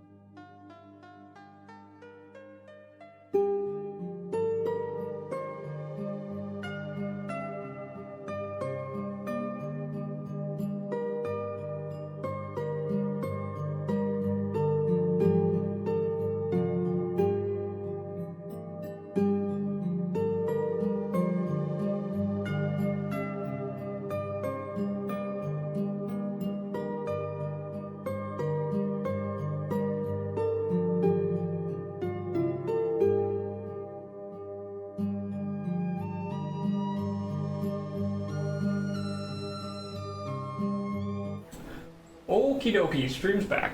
Okie dokie. So you guys will finish a long rest in relative peace, no issues, and you will wake up the next morning, or the next 8 hours later, since it's always sunny, in the Feywild. Where are we? Philadelphia? Yeah. And you guys are going to hike for about 8 hours, following the waylight as it kind of winds its way through the forest. And this process is very, very familiar to the party. Like, now that you guys are moving again, this is part and parcel for any trip with the waylight you've ever taken. Uldren, this might be your first exposure to a waylight. And this thing seems fucking handy. I won't lie. This looks like a nifty little bit of magic they've got a hold of. Something to bear in mind for the future, perhaps. Who gave this to you? The gatekeeper did when we saved her. Lovely to know. Okay. Just curious. It's not for sale. Oh, I know. I will say, just out of curiosity, I think I'm gonna, latter half of this day, I'm gonna use universal speech on the waylight again. And I'm just going to, ask it yes or no questions about itself. I want to know if this, excuse me, I want to know if it's, has any level of cognizance or thought to it. Okay. What do you ask it first? How did you... No, that's not a yes or no question. Ow. Do you like traveling through the woods? It jingles affirmatively. Just give me an up and down if it's a yes and a side to side on a no. Ding, ding, ding, ding, ding. Okay. Do you not like when you're in the jar? It just kind of sits still, just kind of doesn't really respond. When we're talking throughout the day, are you listening? Ding, ding, ding, ding, ding. Do you like us? Ding, ding, ding, ding, ding. Aw. I like you Do too. you hate us?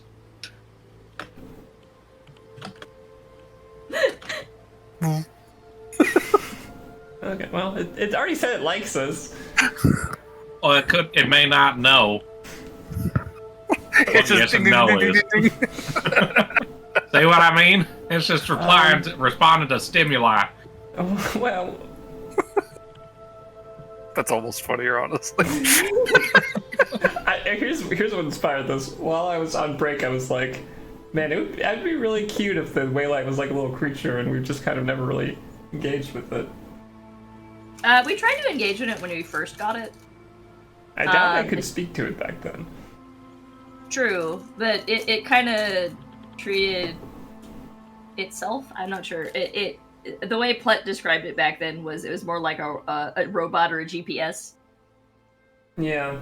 I was more just have we ever really dug into this thing? We've never had a conversation, Waylight. I don't feel like I really know you. You're really an honorary member at this point, buddy. Ding, ding, ding, ding, ding. Wait, the question is, can the waylight eat? Or Can you Can it eat? not Can you eat? eat? Okay, that's... It's not just responding to stimuli. That was pretty clear. I wonder if you could cast spells on it.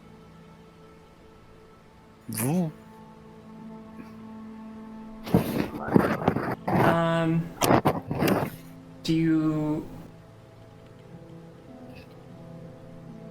you know, Noelle, what cantrips do you have? Mage Hand, Prestidigitation, Vicious Mockery, and Message. Can't you use Prestidigitation to make little blinky lights on something? Sure. Could you Prestidigitation the waylight? I can theoretically. Can you make it shiny? Can I make it shiny? It's already a light. I mean, you can make harmless sensory effects. You can instantly light or snuff out small fire sources, instantly clean or soil objects, chill, warm, or flavor non-living material. I could flavor it. You could color, mark, or make a symbol appear on an object or surface for an hour. Can you change the waylight's I color? was just thinking the same thing. Wait, can I try to change which color you are? With magic? How does it shrug? How is it shrugging? I can see you shrugging. Okay, no, okay. It doesn't do like a full nod. It just kind of bobs a little bit in the air, and there's a very like low. No, you chime. you can tell. Look at it. For yes, it does this. For no, it does this. For shrugging, it does this. It just kind of bobs once for. Okay, I'll try to prestidigitation. I'll make it blue. Okay, so the waylight goes from being this kind of like luminous whitish yellow to having a subtle blue tinge to its light. Did I suddenly. feel the magic like latch onto a thing? I would say yes. The magic feels like it worked. I'd say there's not a lot of feedback necessarily. There's not like a lot of haptic feedback you're getting from the spell.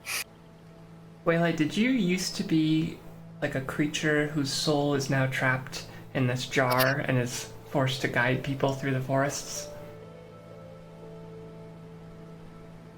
Ding ding ding ding ding ding ding. He's either got a sense of humor or this is tremendously dark. Oh.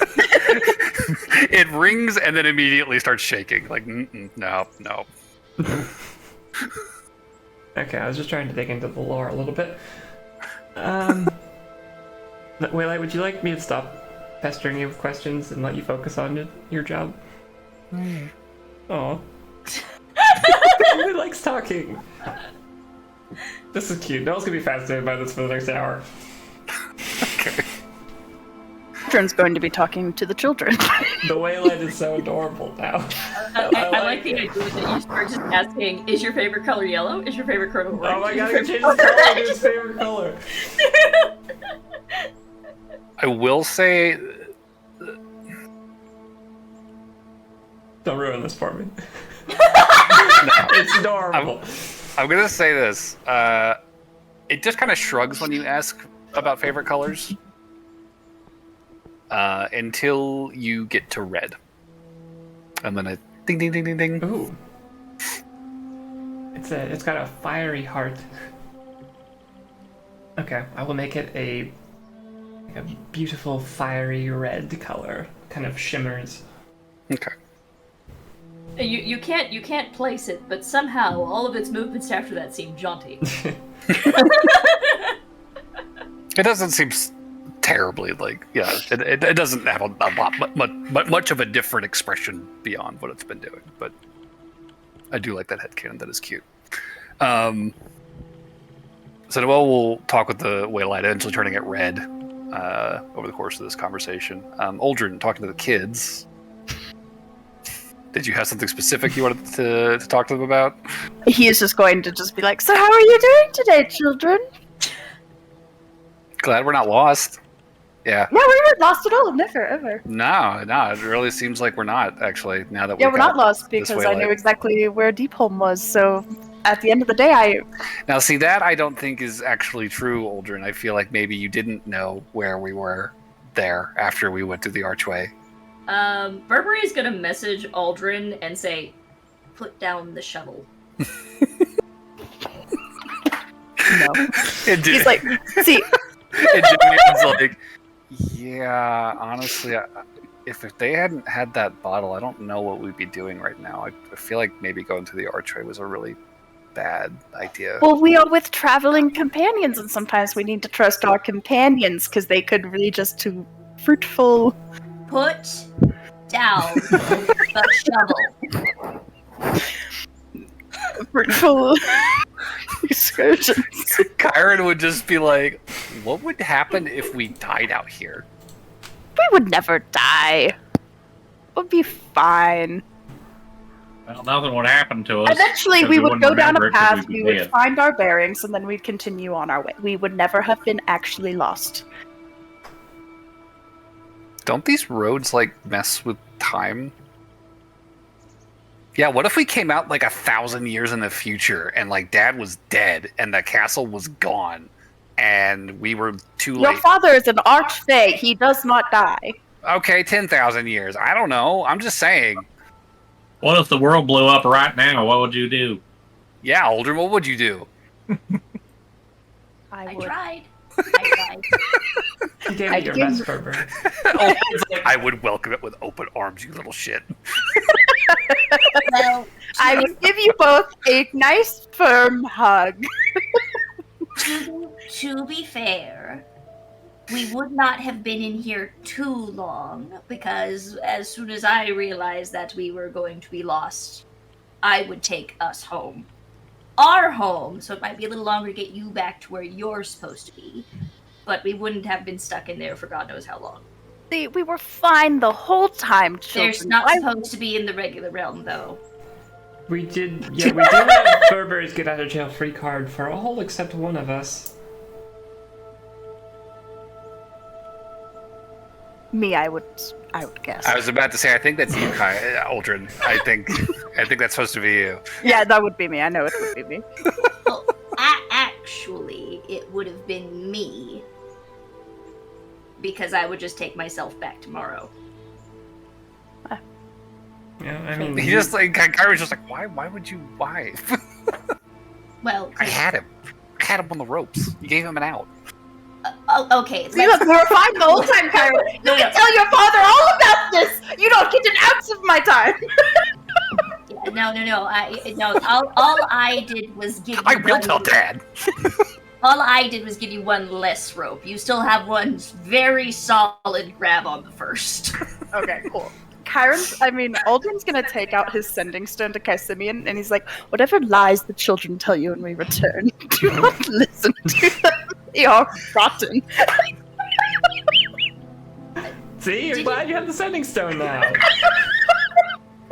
Also, Berber, I would throw out there, I don't think you can not use Word of Recall on yourself. I think you have to go. Yes, but they don't know that. You and up to 500, yeah. Yeah, I think you message Kaisimian and it's literally crickets. Like there's just no response. He does not answer. I'm gonna throw this out here just because my brain doesn't remember. Didn't you also give them sending shit? Message earrings. Gotcha. Okay. So they could communicate with all of us quietly if need be. Yeah. I will say this. The journey through the unearthly road along this pathway. Sorry, Yep, 2 seconds. 2 seconds. For the rest of this journey, what have you, I'm gonna have the Cloak of Elven Kind on and up, Mm-hmm. so that if we're traveling quietly, it's harder to spot me. Fair.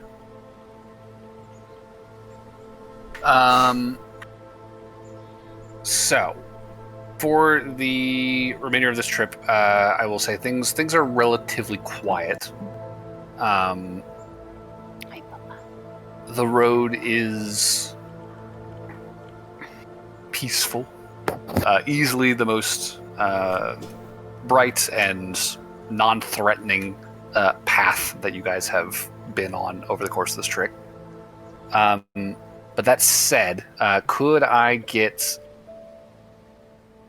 a D100 roll? Yes. After I remember where I put the dice down after the last roll.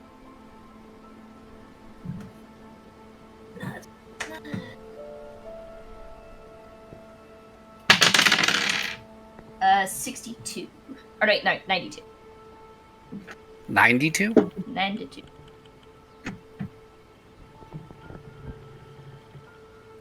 Okay. I think then the only real moment of like, possible concern as you are traveling today, you do hear up ahead of you, kind of through the trees, some very large creatures kind of blundering through the forest here. The voices of which are very guttural, angry sounding, and not terribly intelligible.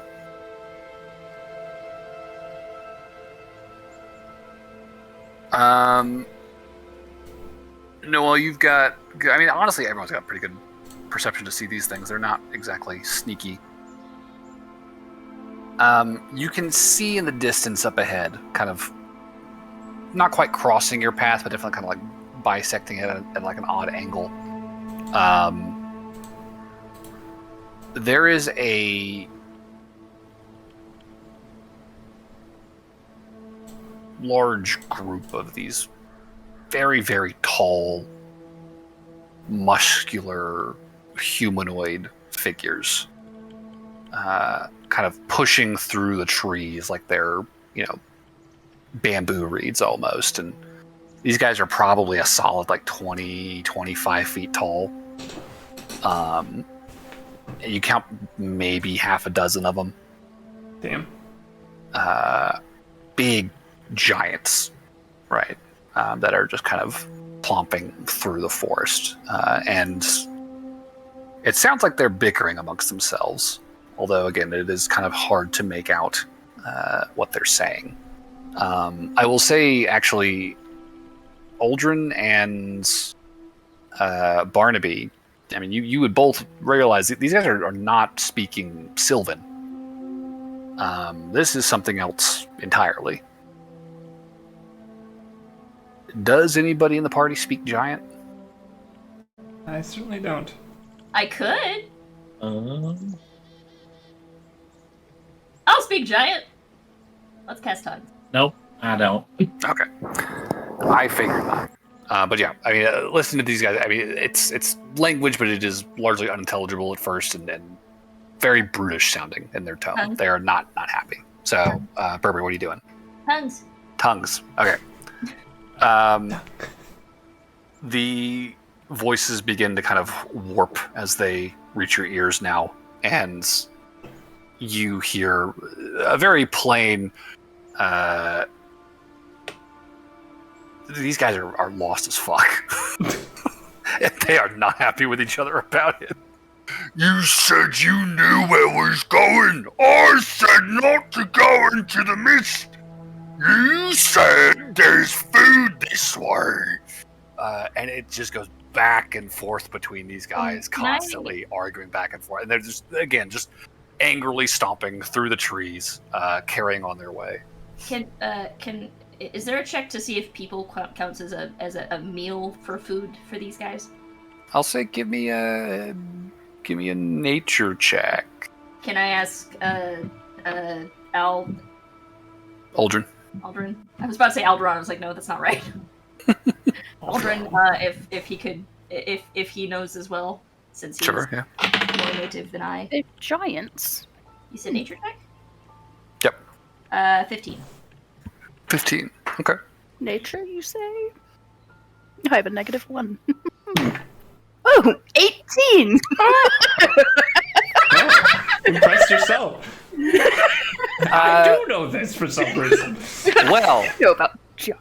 So, what the both of you know, just because you have grown up with stories of giants, you've both heard various sorts of folk stories, fairy tales, and the like growing up about giants, varyingly being fee-fi-fo-fum man-eater types, as well as being, these sort of like aggrieved ancient beings who seek isolation more than they do people to eat necessarily. But the stories vary.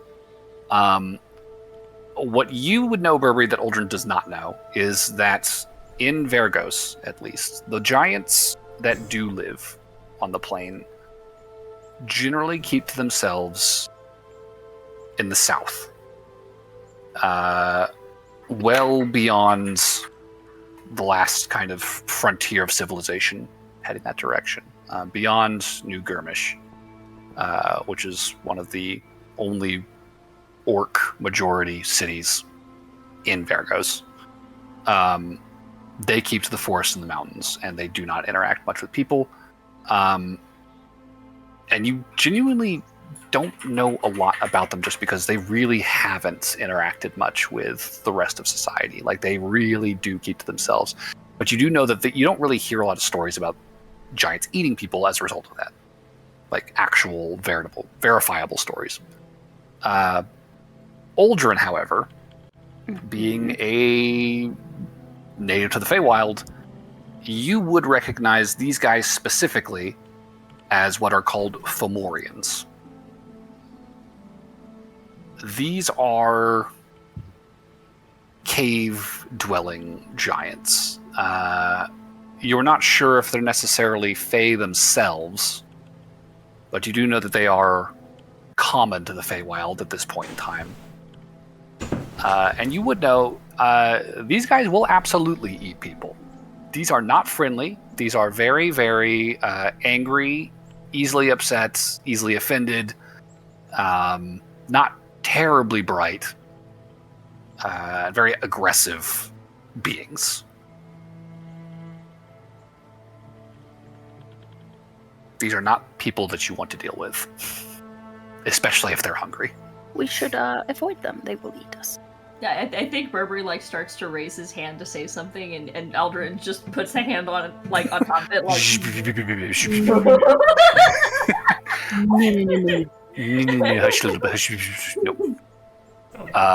Yeah. So, as Burberry, you're listening to these guys. Back home. No. These are not friendly. These will eat us. Okay, I'll tell the Waylight to pause for a second. If I get this sense from Uldren and Burberry. Okay. I mean, duck off the road for a second, buddy. And it just kind of follows you into the brush. I'll try and hide, I guess. Let's get stealth checks then, shall we? Yay! I assume they're heading in a way that will intersect with us to some degree. They're crossing your path at an angle, so they're not coming directly towards you, and they're not going directly away from you. They're kind of like going roughly the direction you were coming from, but kind of like further off to the right. I'm just kind of skewed. 24. 24. So that's a success, failure. Take my inspo, please. I think Uldren has disadvantage on stealth. 3 plus 5, so 8. Oh, I got a nat 20. Wow. Hey, there you go. That one. No. What? On the club. Not. 2 nat ones? Who got the other nat one? I got a Barney nat did 1. not. I got a nat 1, and then Burberry gave me inspo, and then I got a 3 plus 5, so 8. 8. Noelle has a 24. I got a 15 with the reroll, unfortunately. Okay. 18. Tragic. 18. Okay. John? Sorry, I missed what roll it was. Stealth. Stealth. Gotcha. One sec. That is a 18. 18. Okay. Yeah. Let me roll for Kyron and Endymion, who are going to be invisible, so they are with advantage. Hey, good job, kid. Nat 20. They roll very well. And that's a dirty 20. Okay. So that was success.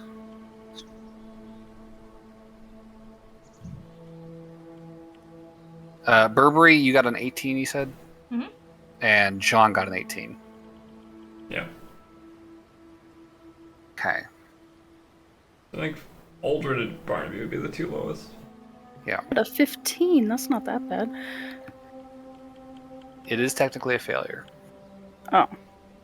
As are the 18s.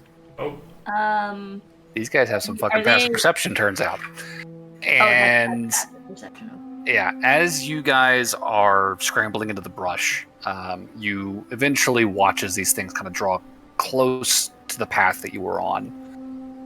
And the first three of them continue bickering amongst themselves. And Berber, you just hear, "You fucking idiot! We're gonna starve out here!"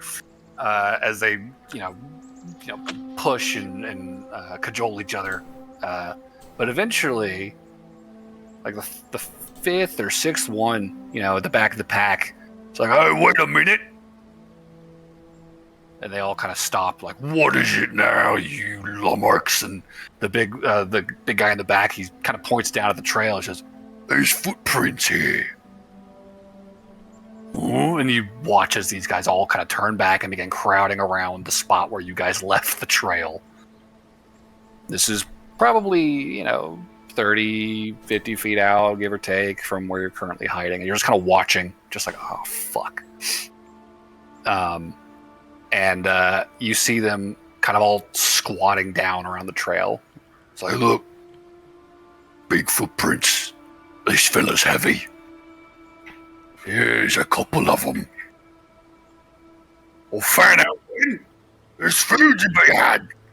And you'll see them stand up and begin just kind of slowly padding through the trees, kind of pushing them to the side, looking around, trying to hone in on whatever creatures may have recently left the path.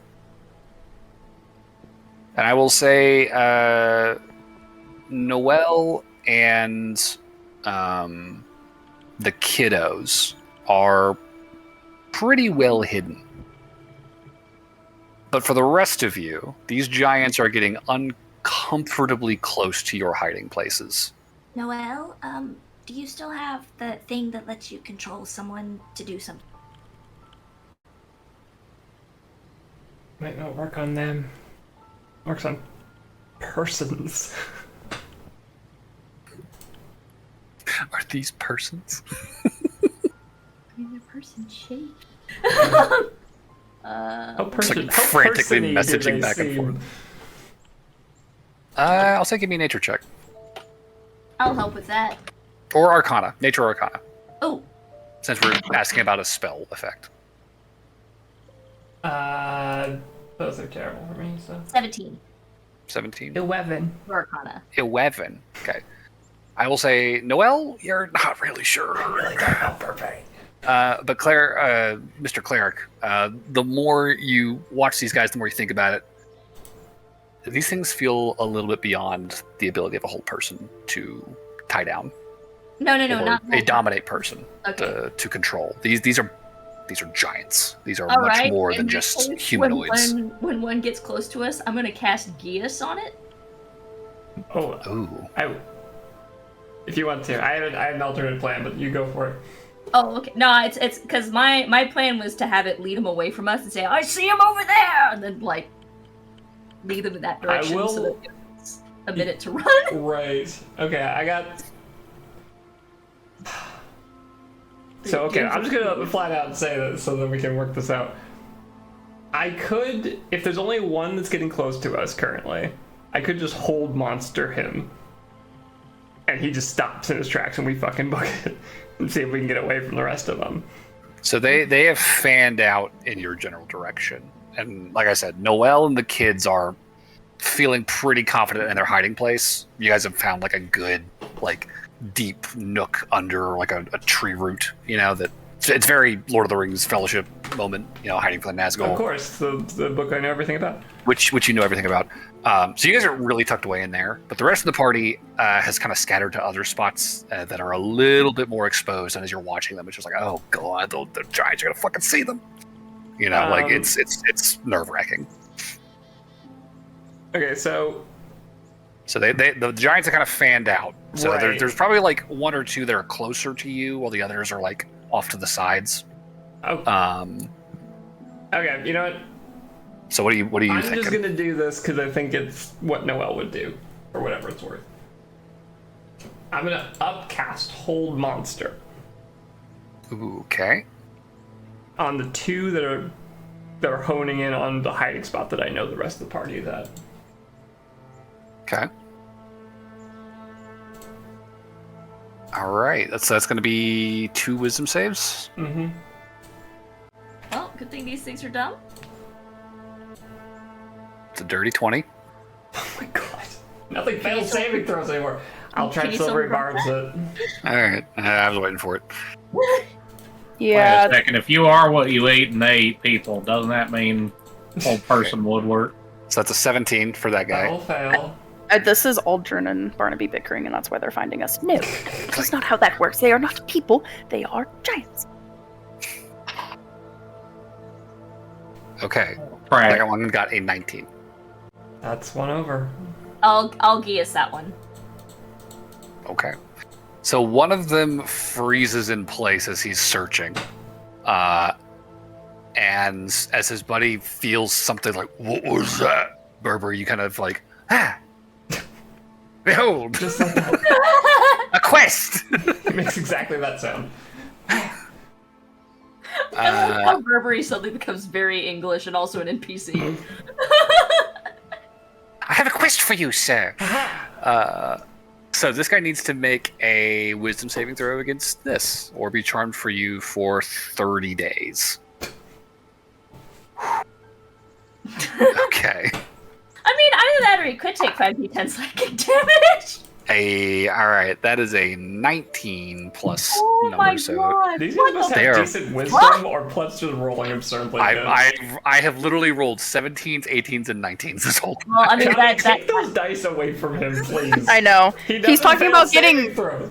No, he's talking about banning Silvery Barbs for next campaign, and I'm like, we're never ever going to save anything if you do that with these dice. It's terrible. In that case, yeah, that passes because I don't. I demand a saltwater test of these dice. That's fair. So with that, Berber, you throw a gish out at this guy, and he just kind of blinks like, "What the fuck is all this magic?" Yeah, Burberry, you and this giant, you can see each other. You didn't just cast a spell on him. Noelle, having just cast a spell, you are also visible, no longer hidden. What is the rest of the party doing? Okay. I will. If I attack the hold person one, that would be just an automatic crit, right? It would, because he is paralyzed. Perfect. Aldrin's going to do that. Also, for funsies, Aldrin, you have advantage on your next attack, I guess? Silvery Barbs? All right, yeah. Okay, well, I'm gonna hit the... Okay, well then... Although he will have advantage just because the guy's paralyzed, so... Oh, I thought it was a crit since he's... Yeah, that was... Well, you have advantage because he's paralyzed, and any hit on him is a crit. Oh. Because he's paralyzed. Well, then Barnaby has got advantage on the next attack. Okay. How tall are these giants? Like 20 feet, you think? 20 Alright. to 25 feet tall. Would And this I have will- counted as a surprise round? They are huge. Do what? Would this have counted as a surprise round? This would probably be effectively the first round of combat, yeah. Can we roll initiative to see if I can get another turn in? I'd be disinclined to say we're getting 2 turns. No, the surprise round gives you the free action before Well- your actual turn. Well, the if you roll surprise another round's not really initiative. a thing. They are a Technically, surprise, so they is a don't get a condition. turn. Yeah. Oh. We'll they- see. Yeah, we can roll. That would result in the same thing. We can roll. But yeah, Aldrin, go ahead and roll your hit to.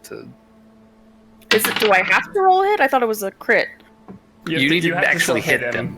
Yeah. Oh, Yeah. God. But any hit is a crit. Also, Noelle's gonna mumble to the Oh. kids nearby. I rolled another nat 20. Oh, that doesn't Okay. super matter. Noelle's I gonna know. mumble to the kids that are nearby and just be like, get away from me. They know where I am. You do not hear any response from them. Good. Okay, I'm gonna use my 5th level smite as well. Okay. Just chop his foot off. Just letting them have it. Yep. So I'm guessing that hits. So Yeah, no, it definitely hits. Jacob, I will need Lots of D8s, I know. Um, Here's 10. For the round, I will ask Barnaby if you could hold your turn until after I go. That would be great. Yeah, that's fine. Cool.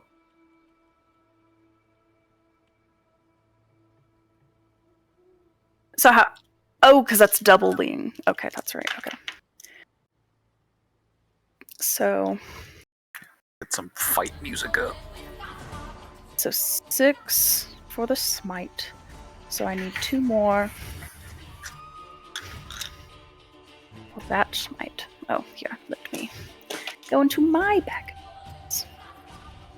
Yeah, it was so 12 D8 total just from the smite. Yep. Okay, I have all the d8s. Oof. Come here, dice tray. Then Johnny will have to do math.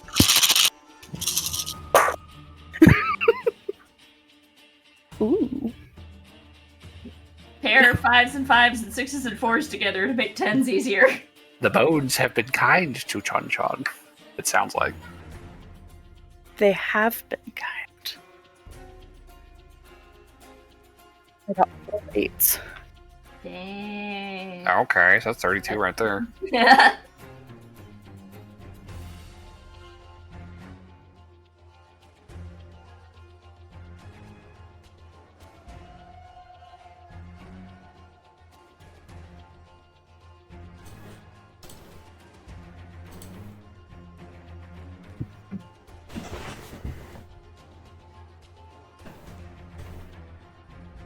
$87 damage.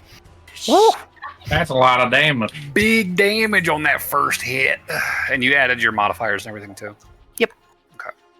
Yeah, that'll do some damage. I mean, you fucking shatter the leg of this giant, just blowing the bones out of the fucking kneecap. Blood everywhere, all over the forest as you swing your hammer through it. And the giant just fucking topples to its knee, like howling in pain. Cool. I'm gonna hit it again. Hit him again. Okay. 19 plus 11. And that's hitting. So that's another crit. He's still paralyzed, so it's you just keep critting. Do I want to do another? How terrible does he look? I mean, you fucking shattered his knee, so not great. It's gonna be a rough. He's still few got months. some fight in him, though. Okay, I'll just use one of my 1st level slots then. I'll save my 5th. So that will only be 68. Ooh.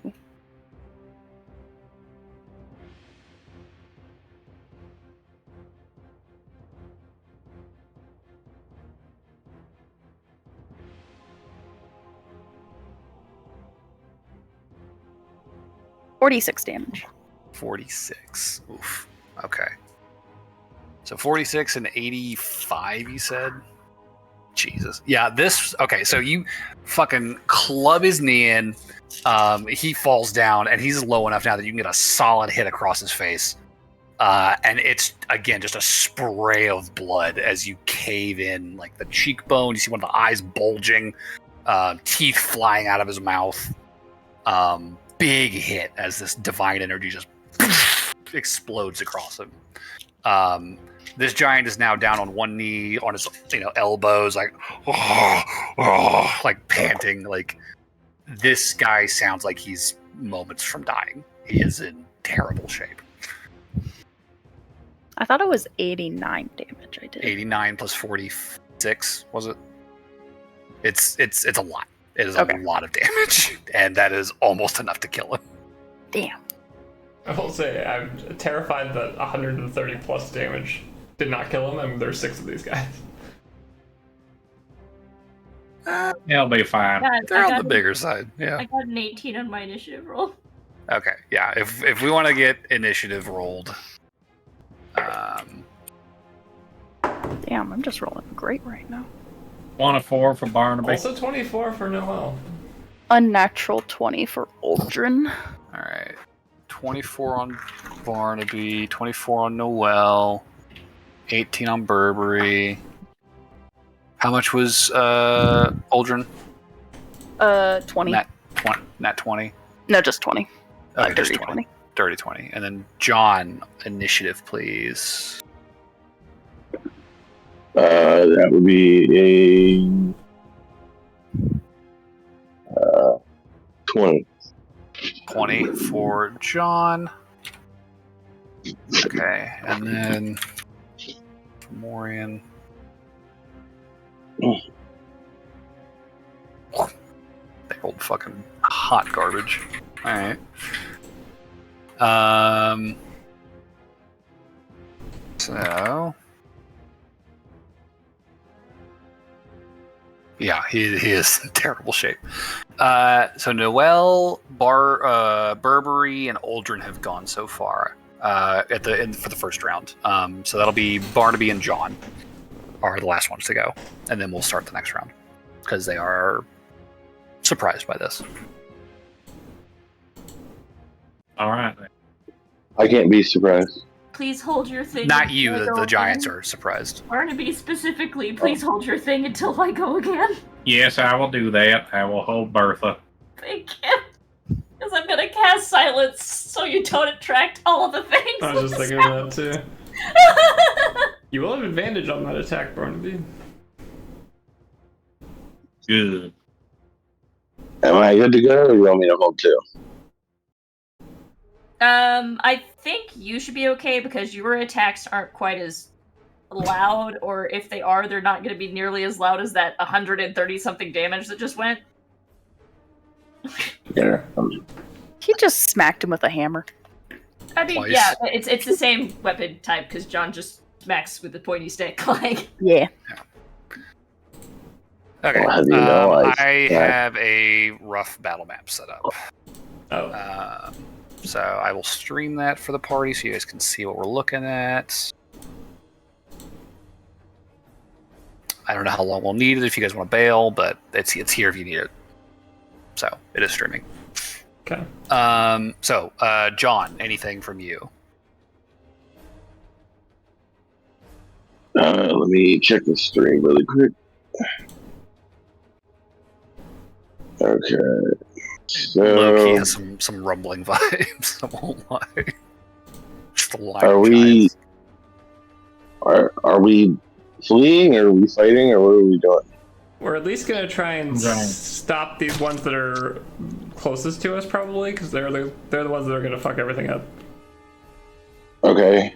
You said, have we done any damage to either of them? Yeah, Aldrin just did 135 damage to one of them. you should hit Which that. one? The one he's Oh. standing directly in front of. Okay. I guess I'll hit that one. I'm gonna rage first, though. All right. And So since we're John, dealing with giant, I'll use my giant's form. okay. So John will become large. I'll you make the room available to join so I can. Oh, Stream yeah. it. Sorry. Oh, and Barnaby, I'm going to be casting silence on the other golem, so you'll need to get a little bit closer to it. Easily done. Okay. And then I will go ahead and take my first attack. Are they immune to poison? Or They are not. okay, so that is 18 to hit. That will hit. And that is going to crit because Yeah. he is paralyzed. Oh, nice. Wait, does that shut off all my crit stuff? Yeah, it's a crit. I think he's gonna die. He's got like probably 10 health left or something. Good prediction. So that goes off savage attacks and Brutal critical if you've got it as a barbarian. well, verticals at 9th level. Okay. So just the savage attacks. Okay, so I just get So you can roll one of the weapons damage die 1 additional time and add 6. Okay, so since I'm doing the sword, that's 1d8 plus 1d10 plus 6. So I'll be rolling 2d8 plus 3d10 plus 6. That tracks. I'm pretty sure this is gonna kill. 9. Unless you roll a bunch of ones.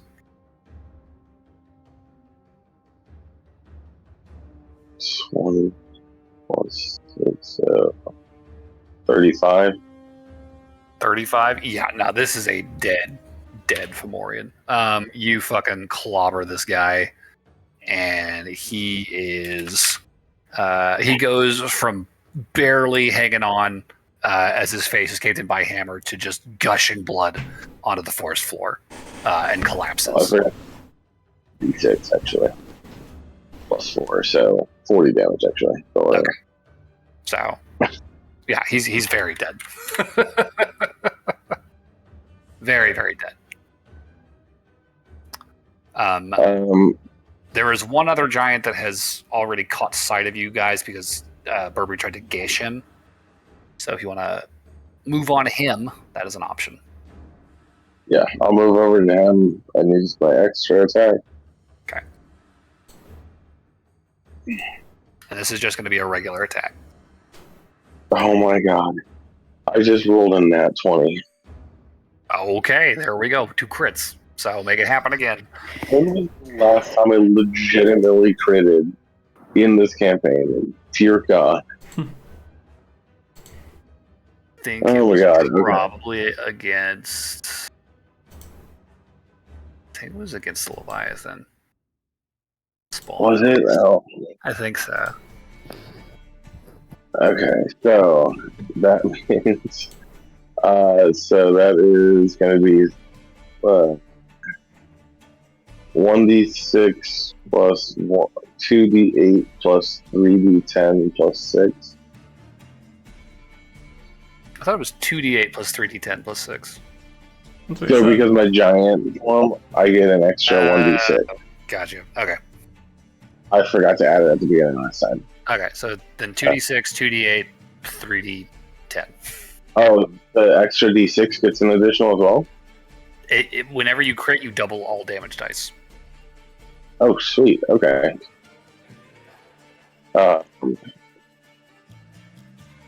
Dear God. Okay.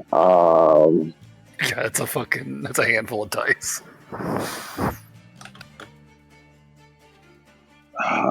Jesus Christ. Okay, so that was a 6, an 8, a 2.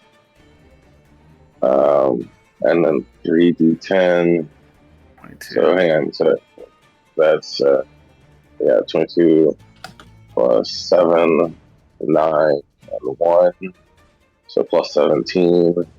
2, 17, 39. So okay, and then plus 6. 45. Oh wait, no, I'm raging. So plus 8. Sorry. 47. Yeah. Okay, big damage. And that will be John's turn. Barnaby, you are waiting until Burberry gives you some silence. Yep. Okay. The Fomorians are caught off guard by this ambush. They will not be moving. And back at the top of the order, we have the party. You guys did roll better than the Fomorians. Silence on the one that's not silence there. is going to go up around. That way he also can't call for help. Yeah. I mean, there we go. Okay. Yeah, the silence bubble up. Alright, and that should trigger Burnaby's action. Okay. Yeah. So Barnaby. Yes. I shoot. Okay. After moving into the silence Unsurprisingly. bubble. What? I said after moving into the silence bubble. Yeah.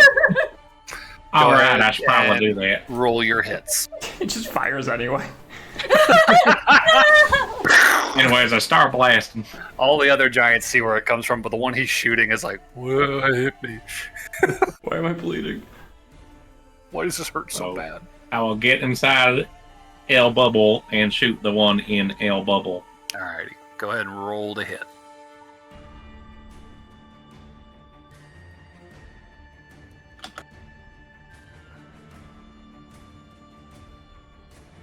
Okay, that is gonna be 25. 25 hits. Give me some damage. Alright, and I'm using sharpshooter for what it's worth. For sure. As you do.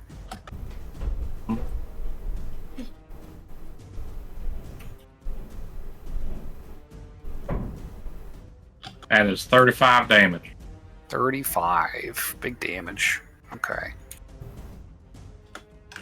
Good shit. That's one big hit.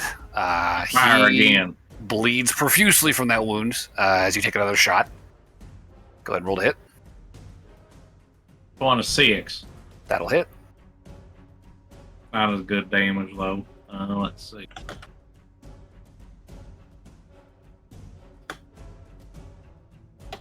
One to 3. 23. Not bad. Not bad. He's not looking great, but he is still standing as these two shots rock him kind of onto his back foot. What else do you got?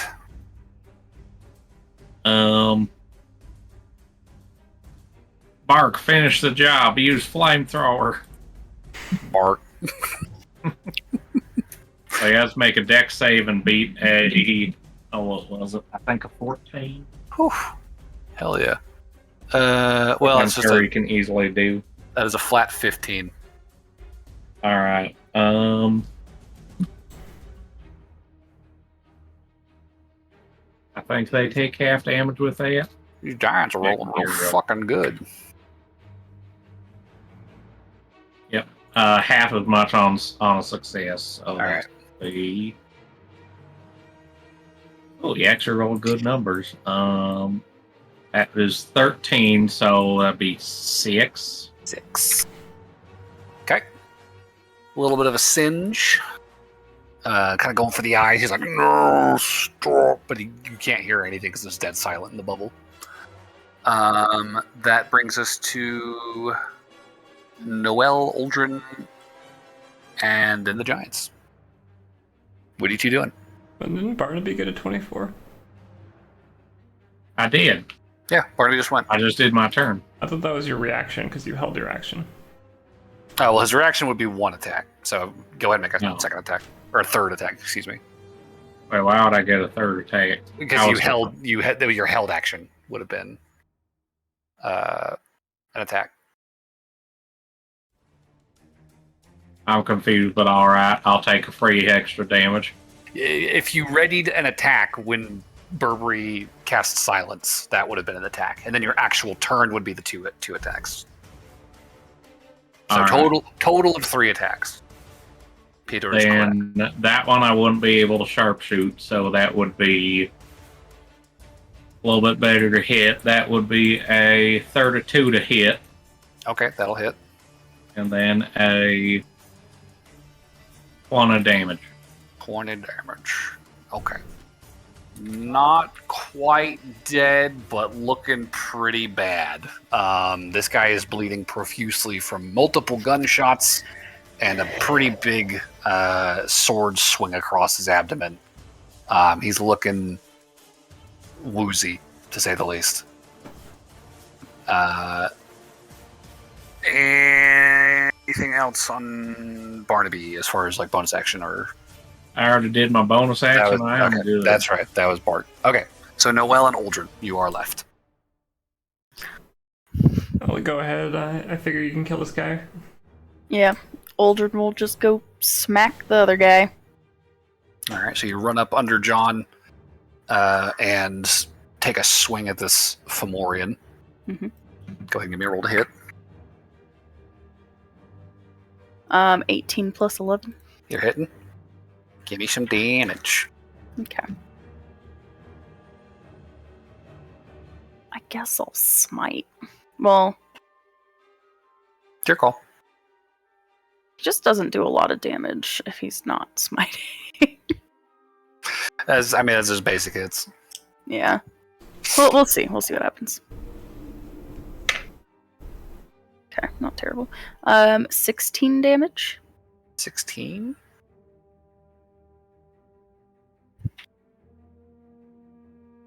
That will knock out the second of the giants as the hammer comes down, buckling the leg, bringing him down within arm's reach. With the second hit, you just fucking flattened this giant to the ground.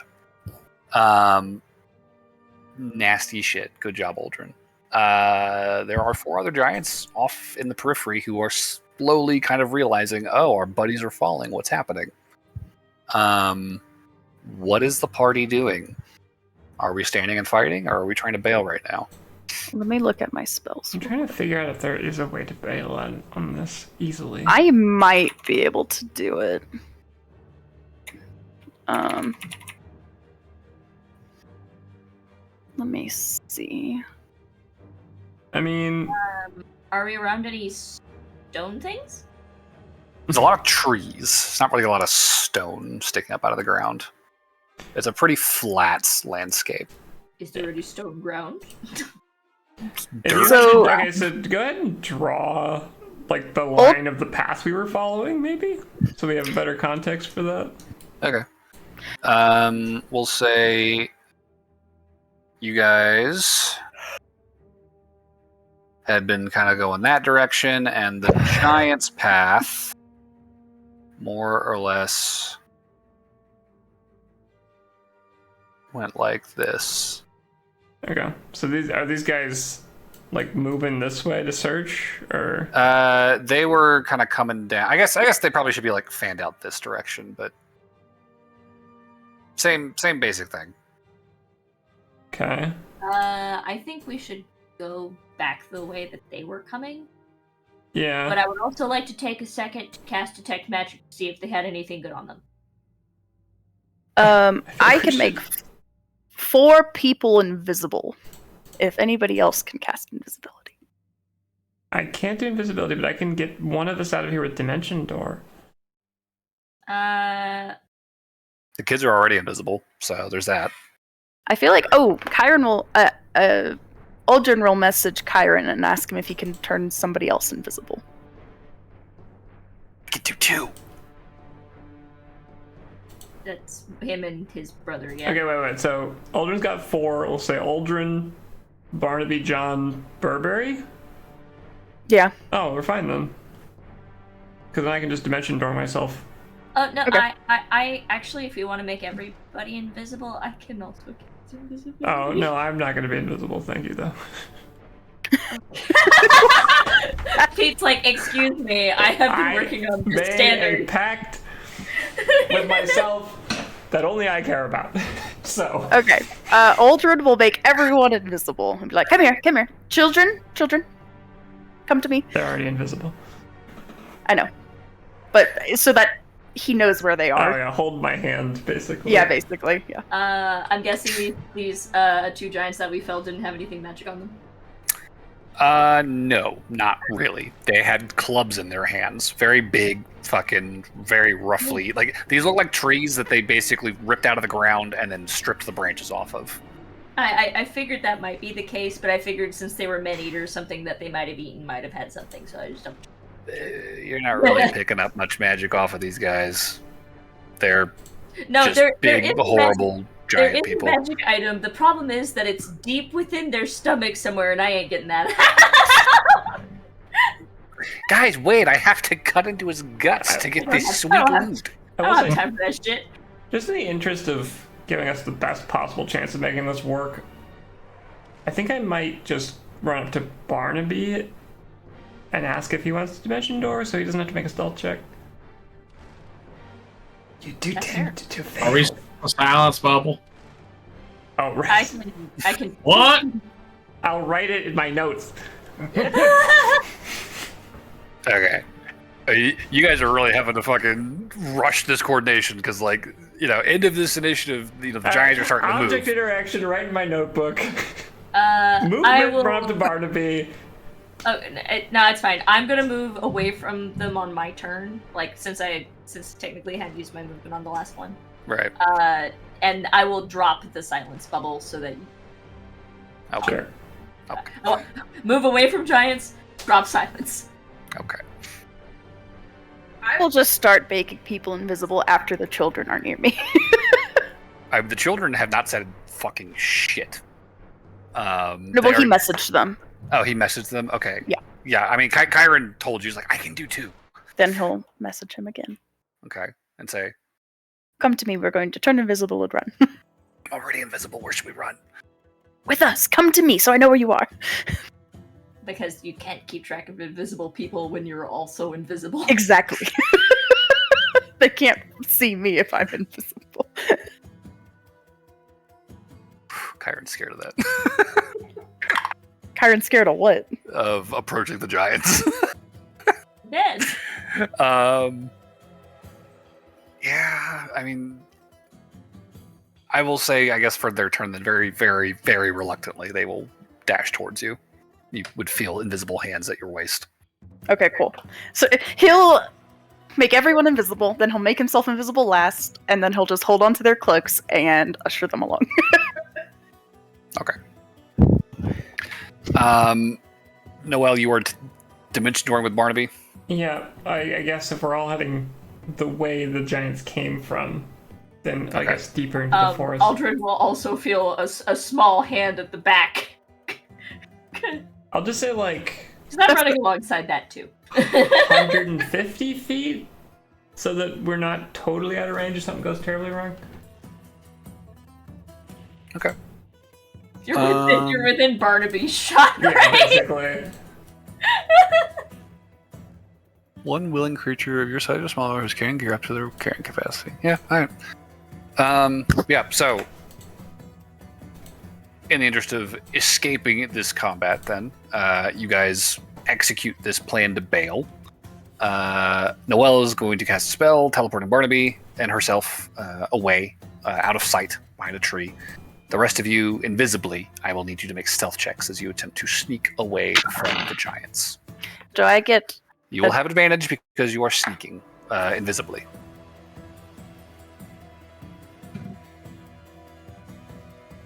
Alright. That just makes my roll normal. Question for you, Plet. Yeah. Are they looking for us? Does that use their passive, or would that be an active perception? They will be actively searching. Okay. In that case, they will actually have disadvantage for looking for me. Why is that? Because the Cloak of Elvenkind is great! Yeah. Oh yeah, the kids are also wearing Cloak of Elvenkind. Well, they'll have disadvantage anyways because you guys are invisible. Well, no, I know, but the thing, Double disadvantage, yeah. The only person in this little group of 4 that they will find is Aldrin. Oh wait, no! I think Aldrin has a Cloak of Elvenkind. It's because I rolled a 9 and I'm nervous! Oh. Got it. So that's a 12 total. Oof. Yeah. That's why I'm like, wait, it's an active perception check, right? Because I need all the help I can get. That's... Oh my god. Question. Oh What's my up? god. So I know that Don't have I know that 2 of Barnaby and Noelle bamped away. Yeah, so they are bailing out this direction-ish The somewhere. kid and Burberry and Aldrin are all invisible. You're Yeah. invisible as well. So, okay, that was my question. Was like, did you include me in that, or is John? Yeah, no, just, I got everybody but Noelle. Oh. Okay, so I'm invisible and giant. Yes. Yes. Okay, I should probably become ungiant then. Maybe. But yeah, so stealth checks with advantage from the rest of the party, please. I gotta say, I'm actually really mad because I have been rolling with disadvantage for stealth this whole time, but I forgot that I gave myself The cloak. no the boots of the Elvenkind. shoes. I've had just straight rolls this whole time. Oops. But I have an 18. Okay, that's not nothing. I just get a normal Jungle roll, Chase. so that's You're not rolling, 14. Barnaby. Oh, That's all right. Barnaby, you already got. We're bamped elsewhere. all right. All right, what do we get from John? 26. 26. Okay. So with that, Biggest person is the hardest to see out of all of us. John, I think, is probably the most silent and hard to find about this, funnily enough, even as an invisible giant man. He's moving very, very, very carefully, very quietly. The rest of you, meanwhile, are probably okay. We'll see what happens. With disadvantage as they search for those fellows who just disappeared.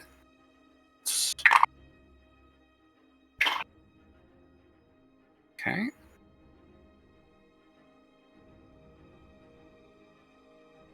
Okay. Okay.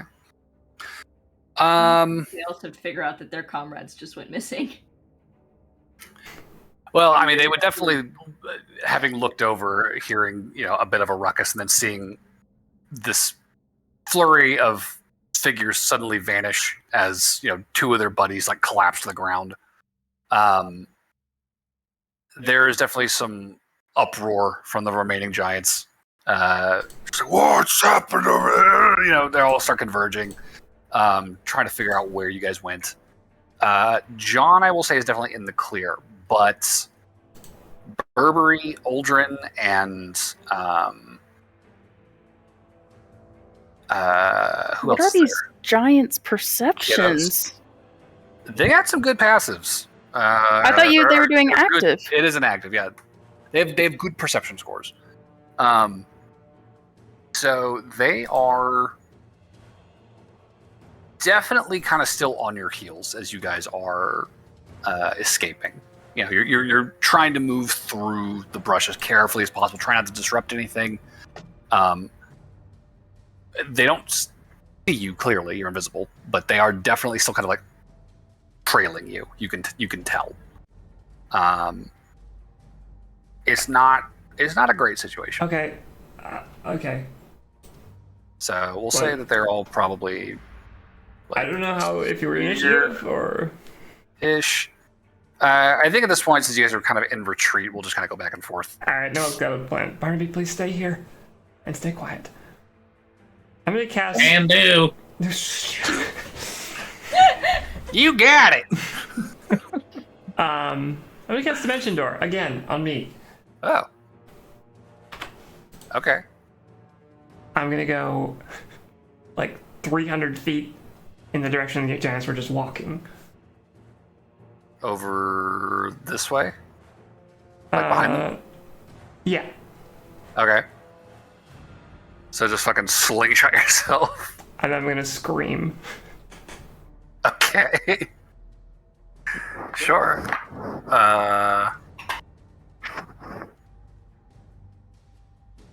Goddamn. Go figure this is when they all start rolling garbage. Yeah. I'm screaming. How do they not hear that? No, they absolutely do. 3 of them turn around and are just like, there they are! And immediately peel off to go stomping towards Noel. There's only one left who's still determined, I knew I saw something, still following the rest of the group. Okay, then So you got 3 coming after you, Noel. Sweet, I'll cast Dimension Door. And I'll go right back next to Barnaby. Noelle's gonna immediately get a message that goes, are you okay? Do I need to come over there? Shh, no, I'm fine. I don't know if she's close enough for you to message her. Because you're invisible. Yeah. Can I get I can more cast stealth checks from the retreating folks who are trying to hide from these giants? Do they have advantage? They still have advantage, they're invisible. Good. I got a 9. Oh thank God. There's only one on them right now, though, right? The other 3 got distracted. Yeah, there's still just one. 21. 21. No, wait, 23. 23. Okay, good. John.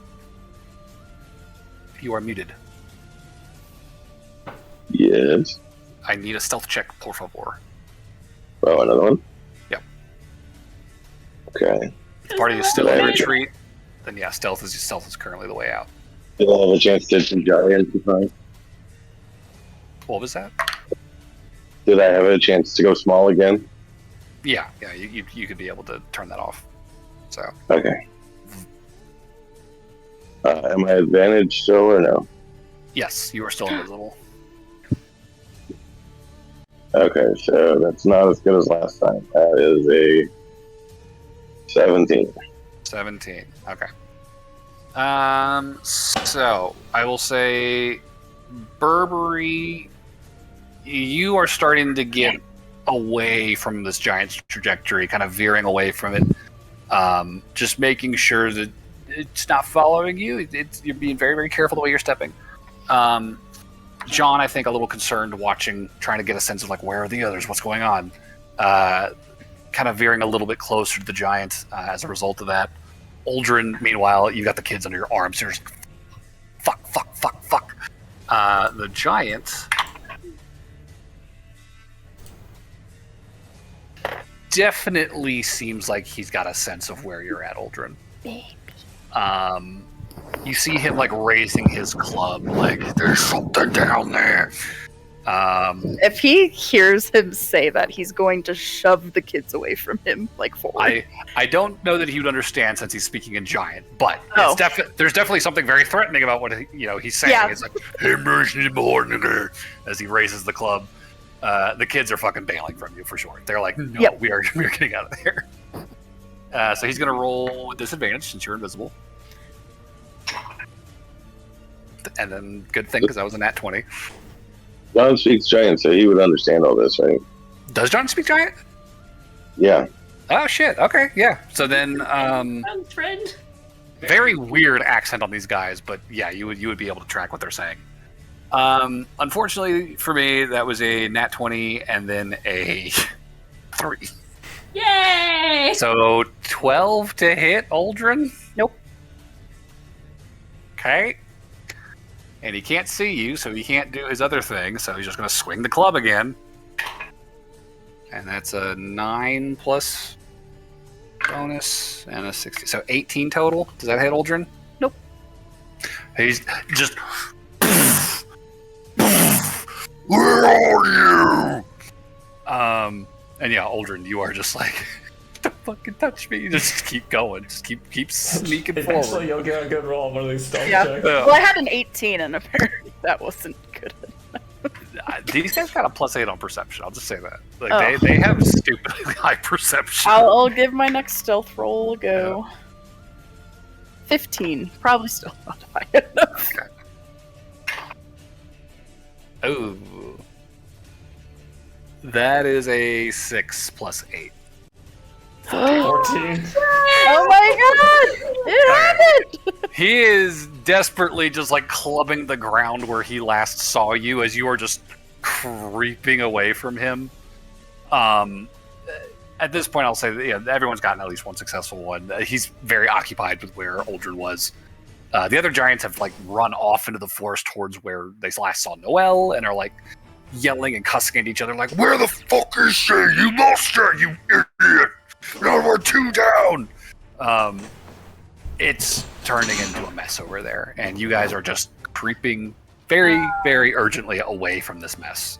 Whenever I get 120 to 150 feet away from these guys, I'm gonna cast Locate Object, even though it drops invisibility, for Noelle's necklace. Gotcha. You can just do that with the ring. Oh yeah, we have locate each other Yeah. rings. Yeah, the rings do that, remember? Oh I forgot yeah! about that. We've never used them. Here we go. The first real need for them has arisen, and lo and behold, you guys are able to find each other using the rings fairly easily. Noelle and Barnaby got a good enough distance and cover behind trees to obscure line of sight, so these guys don't see them. Burberry's gonna give Noelle like the biggest hug and then realize that the reaction was too much and like back off and like be like, I was very worried about you. I'm sorry, Burberry. It was just the first thing I thought of. No, it was very, very smart. I thought they had gotten you. Aldrin will use his message thing to find the children again. Okay. I will say Noelle, Burberry, and Barnaby would all hear Chiron whispering fairly close to them. Yeah, no, we found them. We're okay. Okay, good. Okay, cool. Also, I will give Burberry a hug back. Yay! It's okay. And you guys will hear Endymion's voice shortly after that. Yeah, guys, we're here. We're here. Just not coming out of it because Aldrin would be mad. And then eventually Aldrin and John would follow up, and you guys would kind of regroup out of sight from these Can I giants. see if I can find the children without them dropping it? I just want to Give me a perception check with disadvantage. Aldrin's They already are over invisible. here. Okay. 18.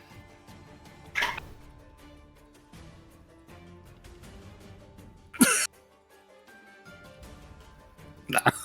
Damn it.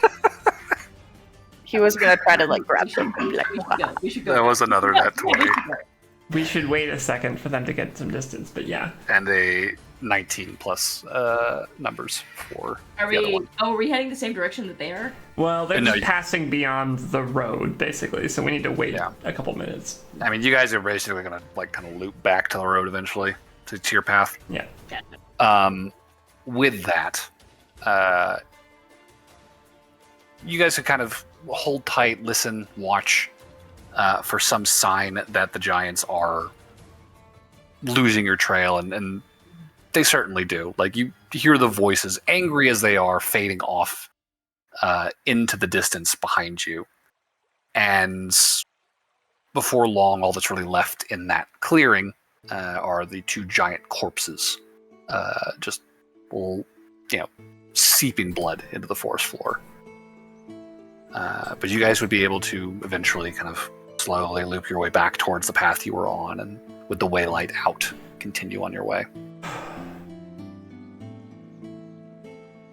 So, having dealt with that random encounter, the remainder of this trip thankfully passes quietly, and you would eventually come out of this unearthly road.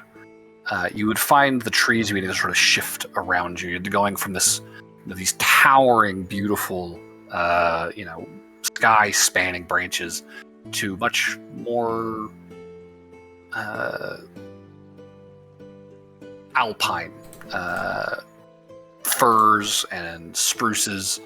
The ground beneath your feet begins to grow kind of rocky. You find yourself sort of hiking along this kind of rough slope. And before long, you see the trees beginning to thin out, and you find yourselves coming up to a ridge in a narrow pass between two pretty sheer, rocky mountainsides. And in front of you, kind of sprawling out in this sort of encircled mountainous basin, there is a lake. Beautiful crystal clear waters that kind of coat the floor of this basin. And in the center of that basin, there is an island. And on that island, there is a massive rocky protrusion kind of erupting up out of the ground, nearly as high as the walls of the basin itself. And this stone spire is encircled by ring after ring after ring of heavily worked, gilded, ornamented stone walls. And behind those walls, as you kind of climb the layers up this spire, you can see towers, bridges, buildings of various kinds, very densely packed into this stone citadel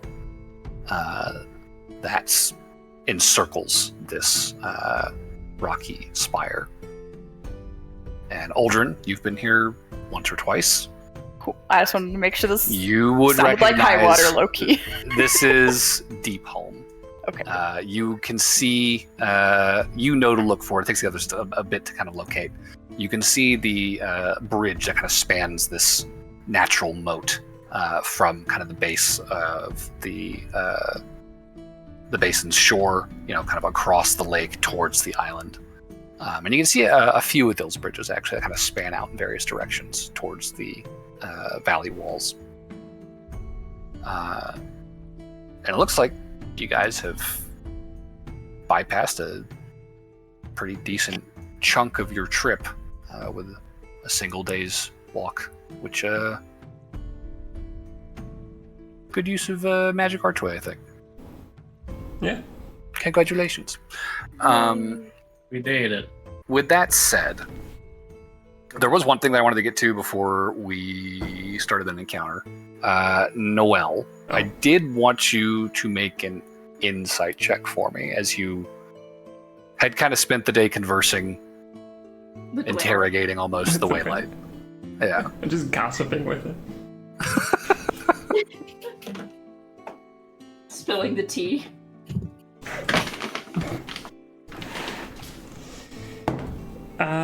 Terrible. Good way to end the session. That's 11. 11. Okay. I mean, I think the most notable thing that you pick up is this thing, while it only really can communicate with these, yes or no chimes, it does have a little sense of humor to it, which you can appreciate that.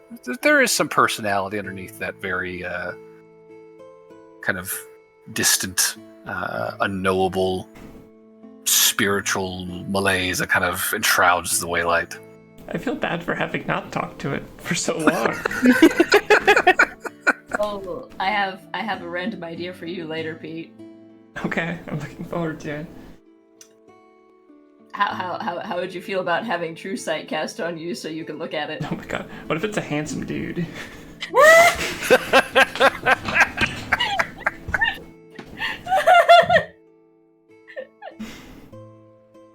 I was gonna ask the Waylight at the end of the day. Sure. Waylight, maybe Whatever, not. same thing. If it would sit in my hand, because does it have weight? Is it warm? It does not weigh anything when it rests in your hand at your request. There is the very faintest bit of warmth you can feel from the light it's shedding, but it's not much. It's like holding a room temperature object that weighs nothing. What a description. It's hard to describe because it's like it's not warm, nor does it have weight. It's not. There's no weight. It's not cold. There's enough warmth to it that it's like, okay, there's something there. It's like holding something that's exactly the temperature of the air around it. Sure. Like you can tell there's something there. Like something is. You're sensing something in your palm, but it's not like a. It's not like a solid object. It's not a mass. Okay. It's a mote of energy. Very faint, but definitely there. Okay. Thanks, buddy. Ding, ding, ding, ding, ding. I'll hold him and just let him go back in the jar if he wants. And it will just kind of stuff itself back down the neck of that bottle, and little topper flips back up. Hand it back to Barnaby. Hope he doesn't mind it in there. You could ask him. I think I did. He kind of shrugged.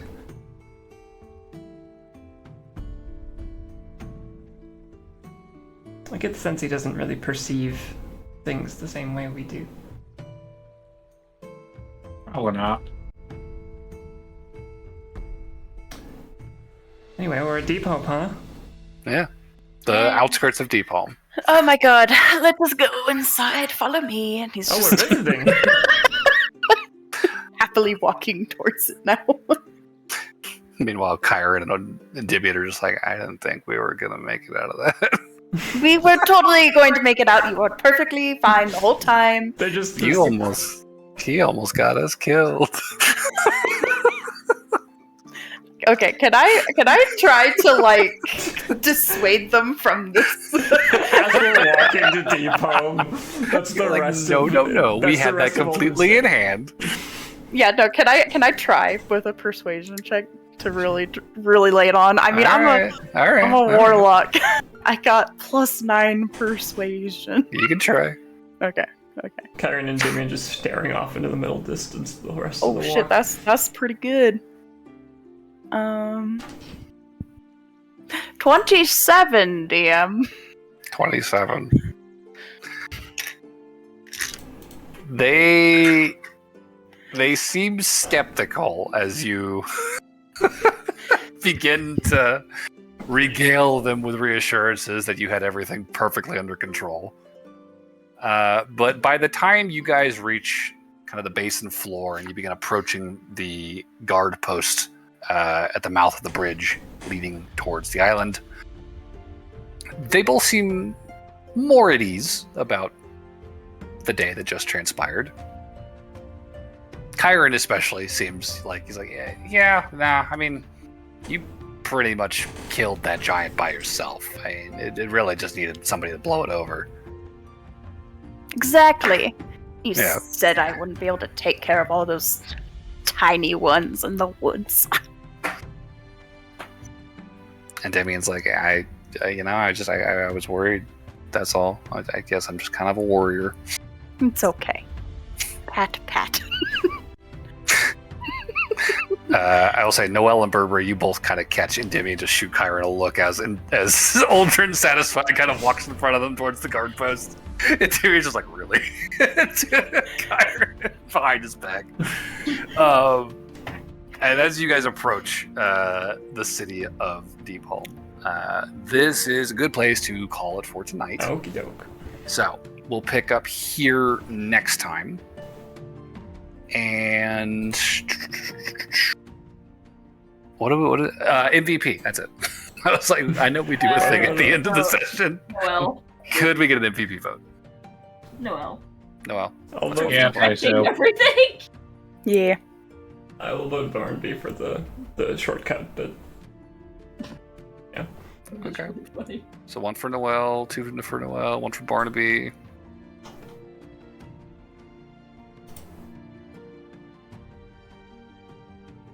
I said Noel. If Yeah, that's 2 Okay. for Noel. Got I don't know what John and Barnaby are voting. I say Noel. Okay, 3 for Noel. That will be Noel then. all right. Alrighty. So 2 RP to Noel, 1 to everyone else. And we are halfway through